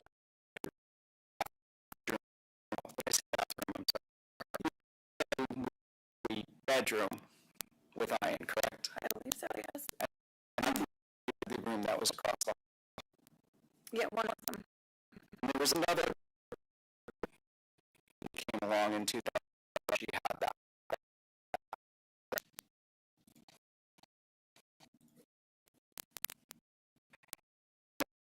That Ian had a lifted SUV at one point, Yes. and that he had a Corvette, an 80s Corvette. Here, yes. It was great. Roberta, That from his parents. he got it from. But he got it. He also said that he had this orange Jeep to be allowed to drive. Correct? Yes, that wasn't his brother, His brothers were talking about Craig. Greg. And Craig that they have something to drive for whatever reason. Yes, sounds reasonable. And then about the Mustang. Do you remember that car? Vaguely, That's right. I am not. You guys had this black Mustang thousands, right? I don't remember. It was a convertible. I don't remember.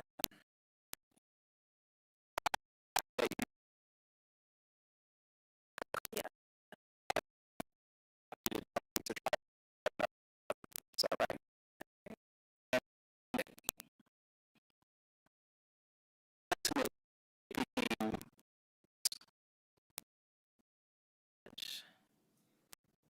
Do you agree that it was or water?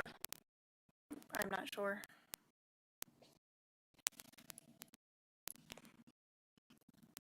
You met Craig. Craig.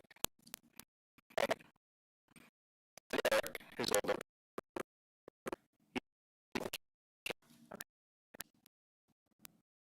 Craig is older than Ian. I met him when Ian went to college. I'm not sure.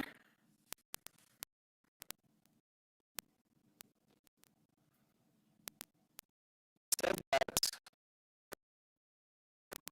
correct? If Ian needed something, Craig would be the one that he would go to. Usually, yeah. He would lend him money. Keeps. Kind of the golden boy of the family, right? It seemed that way. He was the baby. He was educated. Yes.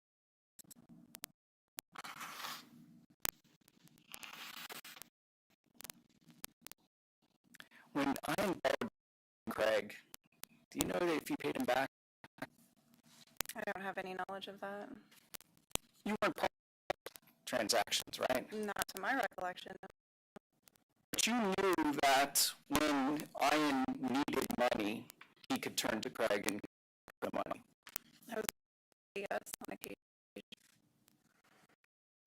Basically, Craig acted the way that if he borrowed something, whether it be car or money, Ian owed him. Is that right? I'm not sure.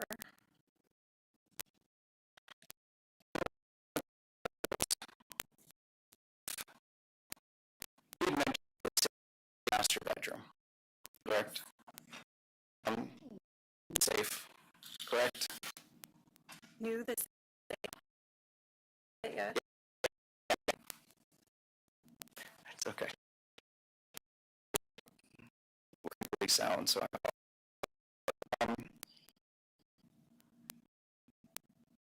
when Ian went into the safe, he would close the door, correct? No, not always. It's in the safe, generally no one was around, right? Beginning. At the beginning, later range, Later on, it like down the road towards when we were broken up, and he was a little bit more private about what was in the safe. if that's the word you want to use. Yes. There's a time where you said you had access to the safe and the desk drawer or filing cabinets, is that right? Yes. So that changed. I think you told us that you were being a little bit nosy going in there. Is that right? Yeah. Or manipulative too. In that safe, you couldn't wait. I mean, When you press the buttons on the safe, open it. So, a little beeping sound. so when you hit it was, Correct. and then when you it made a scraping. Likely. Even trying to be discreet later, going in, you could tell that was her house. You could hear if you were just in the room across the way. If it was quiet, yes.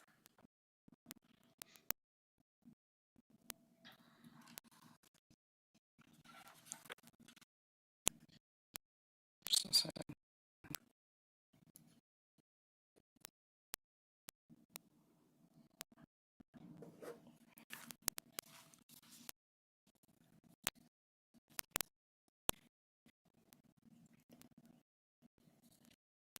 I want to talk to you about your romantic relationship with Ian.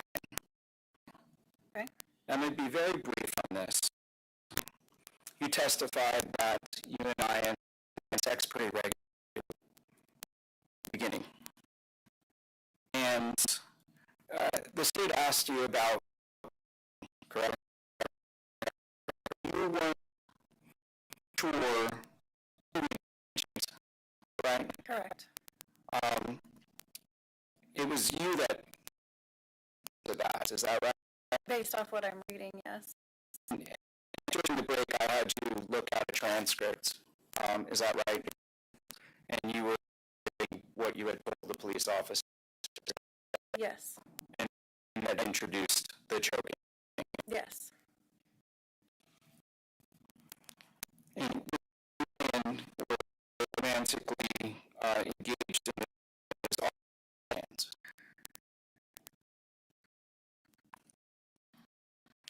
I want to talk to you 2016, okay? At the beginning of the year, Ian got a DUI, correct? I believe so, yeah.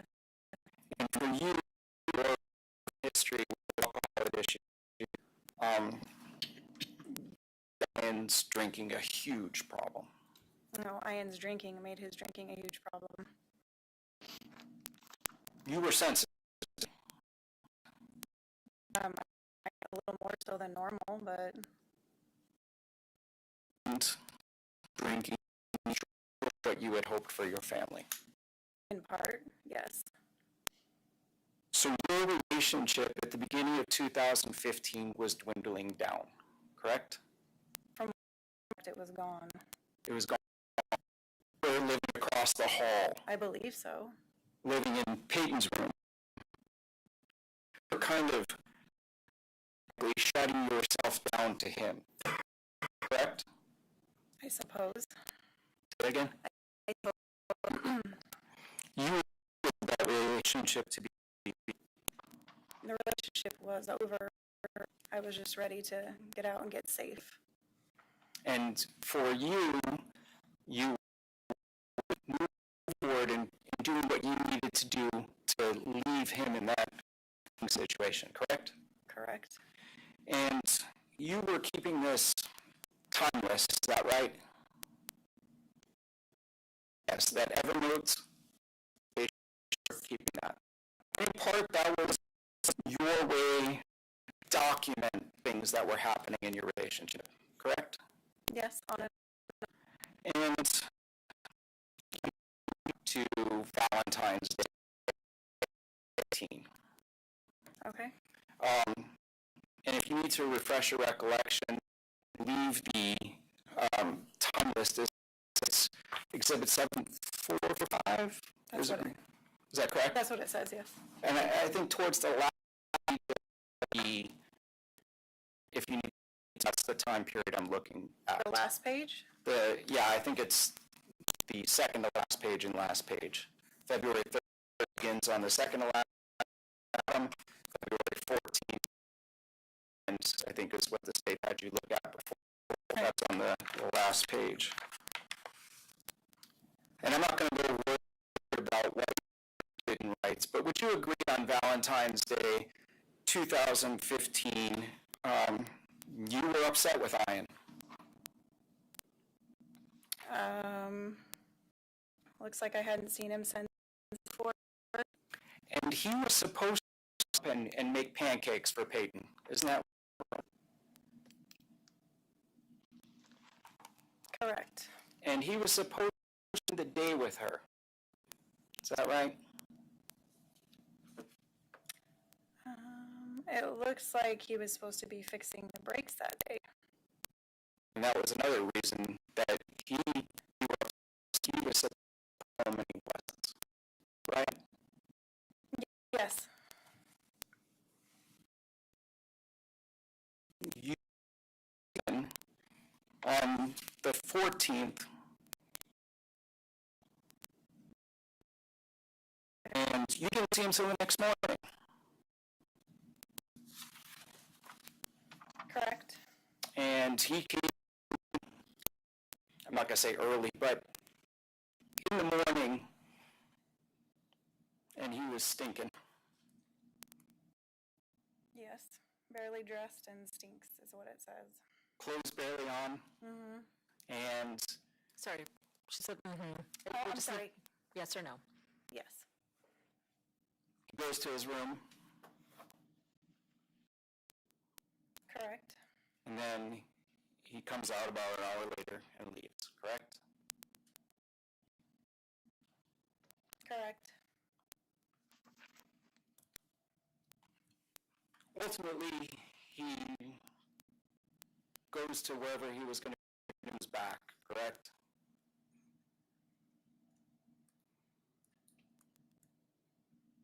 Correct. He does take Peyton out, goes to the potting, correct? Correct. And then, That's Sunday. The next day is President's Day, the 16th. Okay. And I went to work that day. Correct? And that you know wearing jeans. Correct. And that's different because normally he wears slacks. And at some point he's home. I need to see.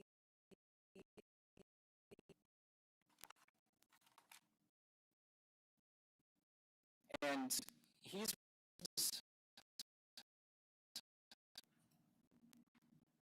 But after him. and then he goes somewhere with Brandy, right? Correct. He goes, right? No, I do not. You don't remember that he was going to fix her car or anything, right? Sure. Right? I don't believe so. And Brandy, I said niece, but that's Craig's daughter. You talk about grade 7 being home in the morning.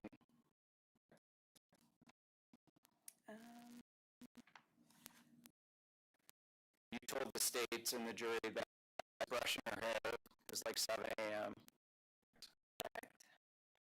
Her to daycare. And you did again till that night.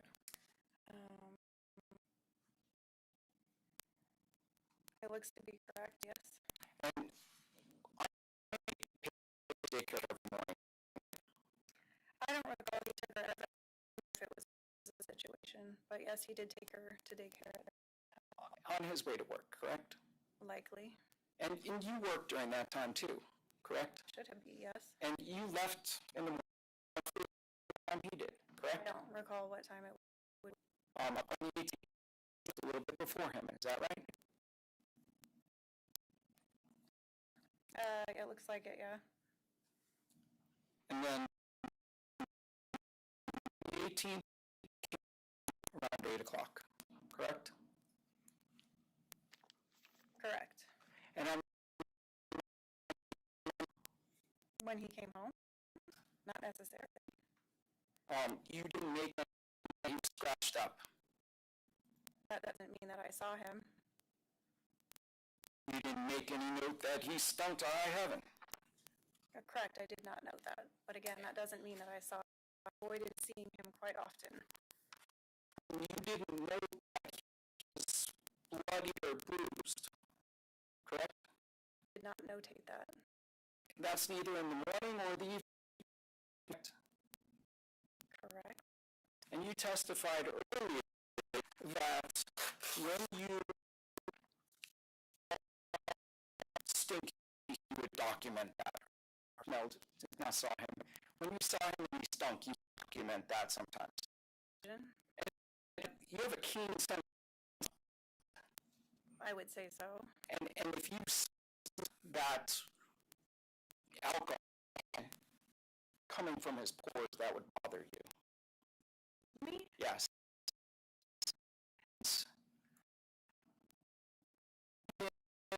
His cough him would document that. Not necessarily every time. Many times you would, right? On occasion, I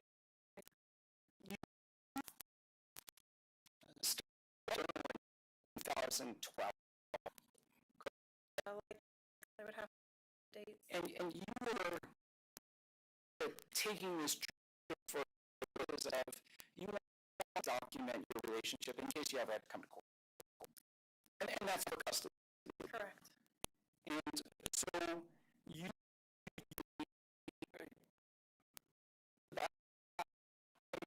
I put that anchor in there, but not everything, so. but if you saw something that bothered you, you about it, correct? Not necessarily. Yes, on occasion, I would do that in there. Journal,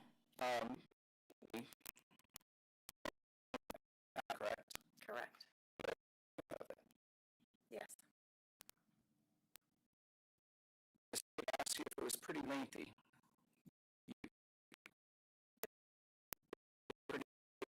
Yeah. It is. On to a different topic now. Your friend, Selena, correct? Yeah.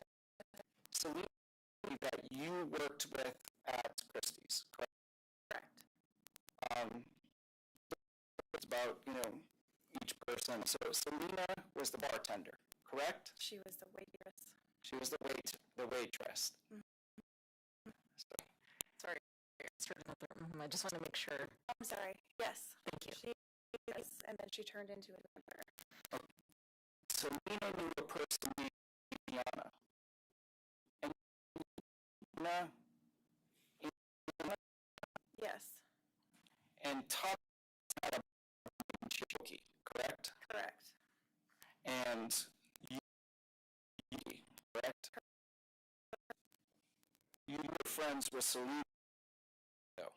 Correct. We were just friends. Acquaintances, correct?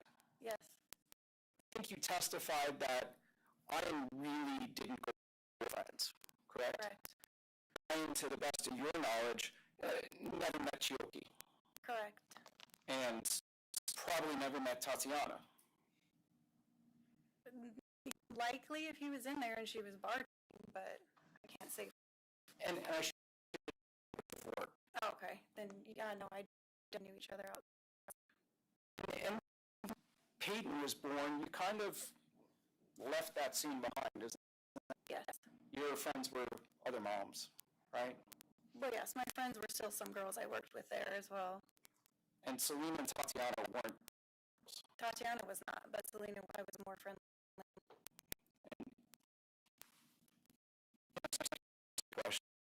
I asked you about what Ian wore, On occasion, yes. and he wore slacks, right? Yep.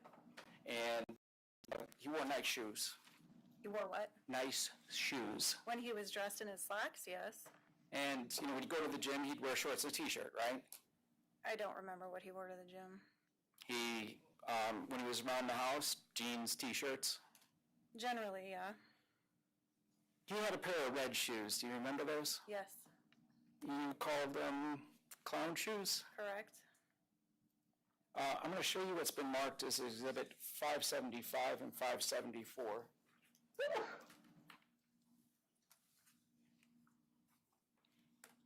Approach. You may. You have continuing permission. You take a look at those. Hold on, I got to get back to the microphone.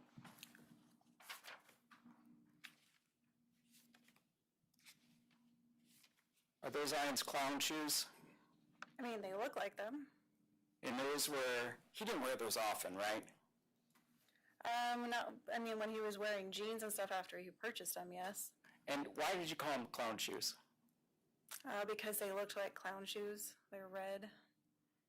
And did you call him those to his face? I don't recall. But definitely called them clown shoes. Yes.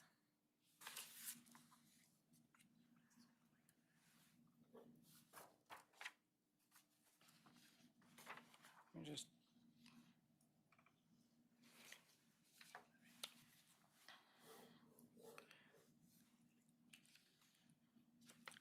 I just have a couple more questions, but I'd like to have a moment just to ask my co-counsel. Yes, that's fine. What else?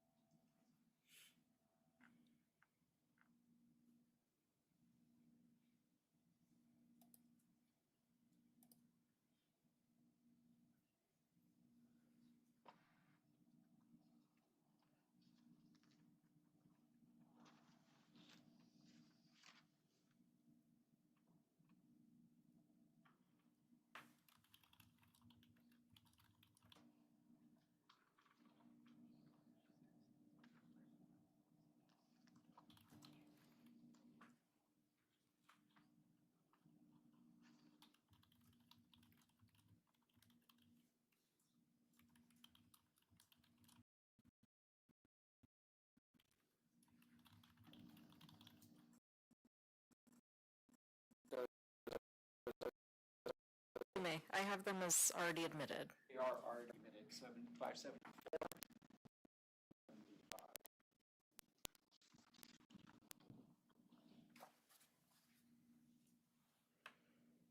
That's,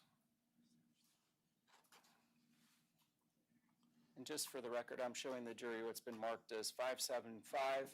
Those are the tops of the clown shoes, isn't that right? Yeah, it looks like them. And I'm showing him what's marked as exhibit 574.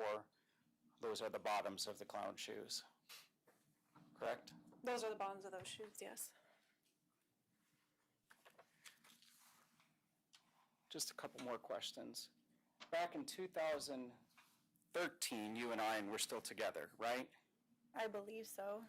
And during that part of the relationship, Ian was working for a temp agency that you had told us about, correct? Probably. And that temp agency, he had a job through that temp agency at NetFest. Is that right? It sounds familiar. And he worked at that job from 2013 till the project ended, and he got hired on as permanent. Is that right? I'm not sure. And he, during that time, he was getting paid, correct? I don't recall that far back. And in November of 2014, he got a raise from NetVest and continued on with employment there. Is that right? I'm not sure. And you say that you're not sure of all these things. It's because you were not really involved in his money, correct? That and the length of time that was and how many jobs he had. I mean, it's been a while, so. Well, you wouldn't disagree with me that he was going to work every day in North Scottsdale, correct? At NetVest. I am not sure, so I can't agree or disagree.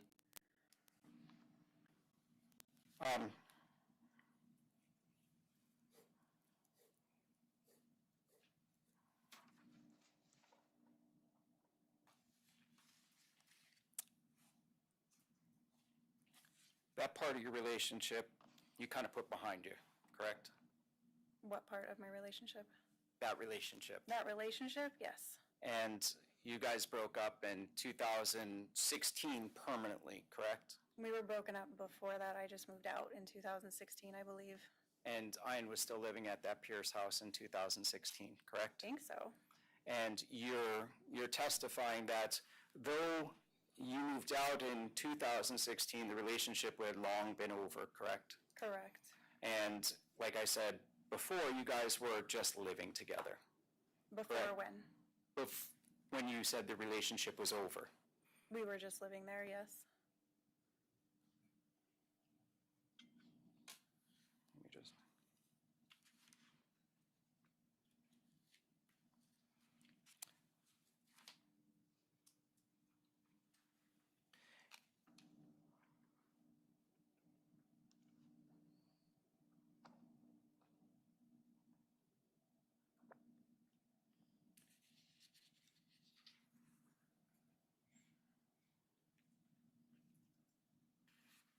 Throughout your relationship with Ian, you said you had contact with Craig and you said he was a fatherly figure.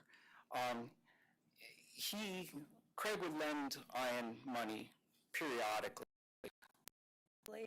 I'm not 100% sure. He would, like the cars, That amused them. gave him a bike. I'm not sure. He gave him other things, right?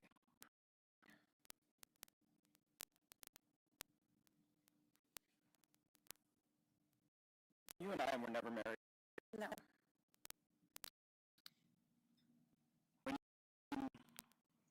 You became engaged. I'm not sure when that happened. There was a period of time when you had a ring. Correct. And ring, Yes, that's what I was told. like, and Ian brought you up to his parents, Yes. I believe so, yes. and for all practical, Yes. gave to you.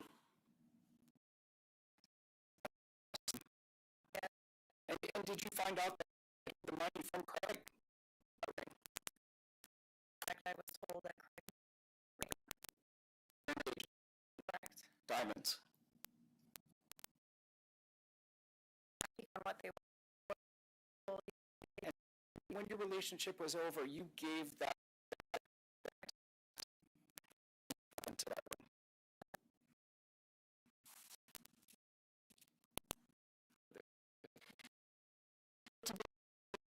Afternoon, so let's go ahead and take a break and we'll see.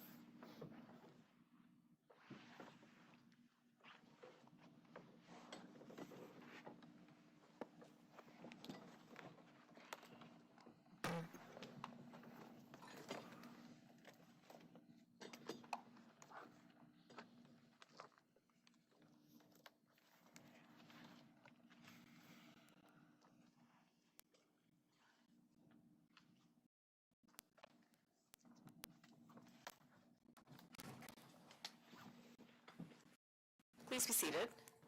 Let the record reflect we are back in the presence of the jury, and I will turn it over to the state for the redirect examination of this witness. Thank you. All right, Ms. Hall, I don't have too many questions. Do you remember being shown exhibits 574, these sneakers? Yes. Was that the only pair of tennis shoes that Ian owned? No.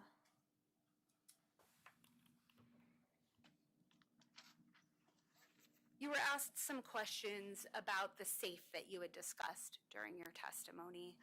I think you mentioned it was in the master bedroom. Correct. And you were asked some questions about when Ian would put things in the safe, was the door always closed? Do you recall that line of questioning? I do, yes. And you mentioned not always. Correct. Mr. Kirchler, when he asked you these questions about the safe, had you describe some of the noises associated with the safe? Do you recall that line of questioning? Yes. And there was a beeping noise that was described if you pushed the buttons. Correct. And there was a sound that the handle made, I think that you testified about if you used the handle. Correct. Let me ask you a couple things. First of all, was there a way to get into the safe without doing the beeping PIN code? I believe there was a key access. So you could access it a few different ways? Yes, from my recollection. And also, as it relates to the handle and or the beeping, you had mentioned being able to hear it if it was very quiet in the house at some point. Were these sounds that you're talking about so obnoxious and so loud? No.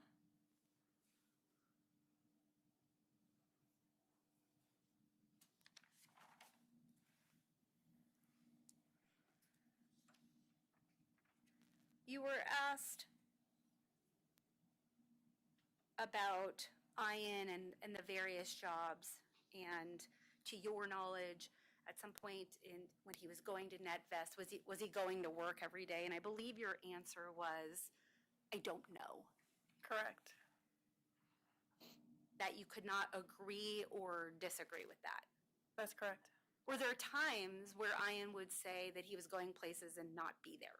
Correct.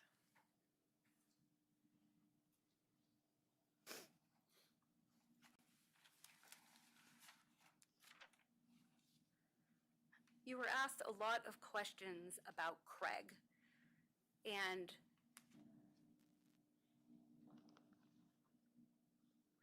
there were questions about him being fatherly. Do you recall those questions? Yes. And I think there was a description at some point by you, or even by the defense, I'm not even sure, there was fatherly and brotherly. Correct. And you were asked a lot of questions about Craig helping out Ian Yes. in the various ways he did that. Correct. And that he would, I think you were asked by the defense, come over to do that. Do you remember that? Yes. And then you also mentioned that Craig also, and I'm going to use your words, bailed Ian out of messes. That is correct. Did he also come over to do that too? Come over to our house? To do that too? Yes.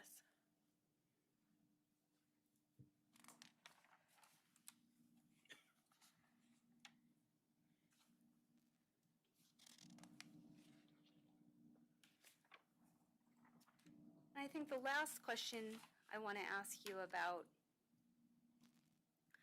relates to the sexual part of your relationship. Okay. You were asked about, I'll use the words interchangeably, the strangulation and the choking. And when I asked you the question, you couldn't recall who introduced that. Do you remember? Correct. And then you had the opportunity to read part of the transcript, and I think you said that once you were able to refresh your memory there, that you had introduced that. Correct. Even though you introduced the strangulation, or as you called it, the light pressure that you described during your direct testimony, did Ian like this? Yes. And even though you initiated it, were there times in your sexual relationship with Ian where he initiated it? Yes. And then during times you were engaging in this behavior, did it go too far for your level of comfort? Yes.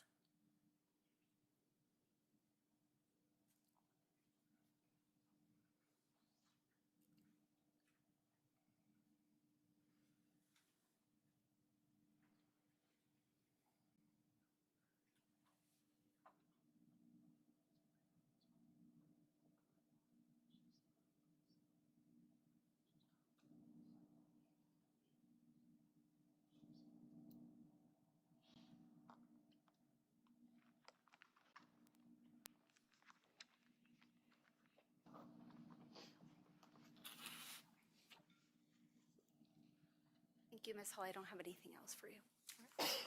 And ladies and gentlemen of the jury, does anyone have a question for this witness? We will collect those at this time.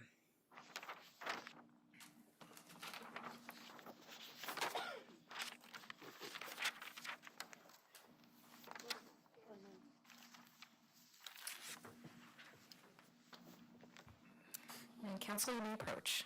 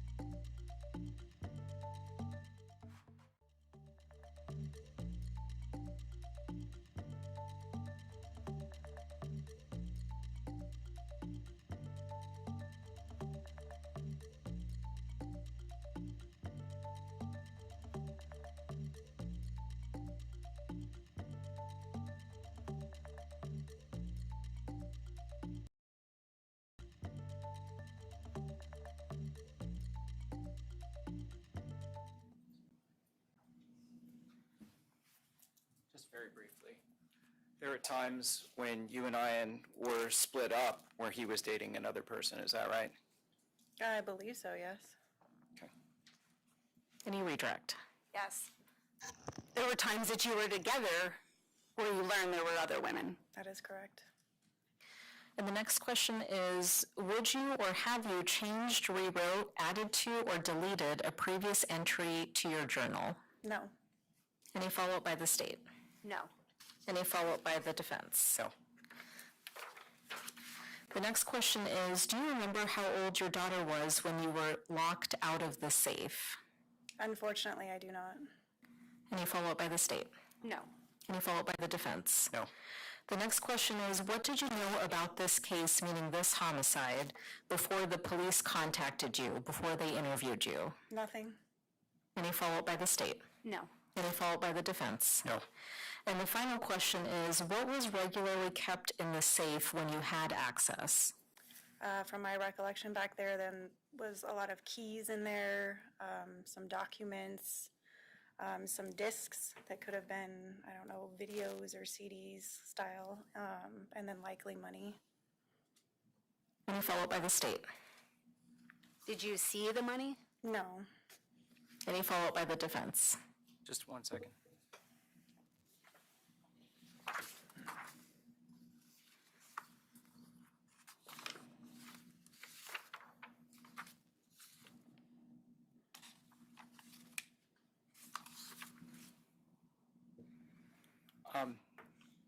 There were times when Ian would get money out of the safe, right? Probably, yes. Sorry? Probably, yes. Thank you. Any redirect? Since you're saying probably, did you ever see Ian get any money out of the safe? Not to my recollection, no. Would you just simply be speculating? Yeah, it's assuming that's what people put in safes, so. And then I think you testified you never, when you had access, saw money in the safe. No. I don't have anything additional. Okay. Those were all the questions. May this witness be excused subject to recall? Yes. You may step down. Thank you.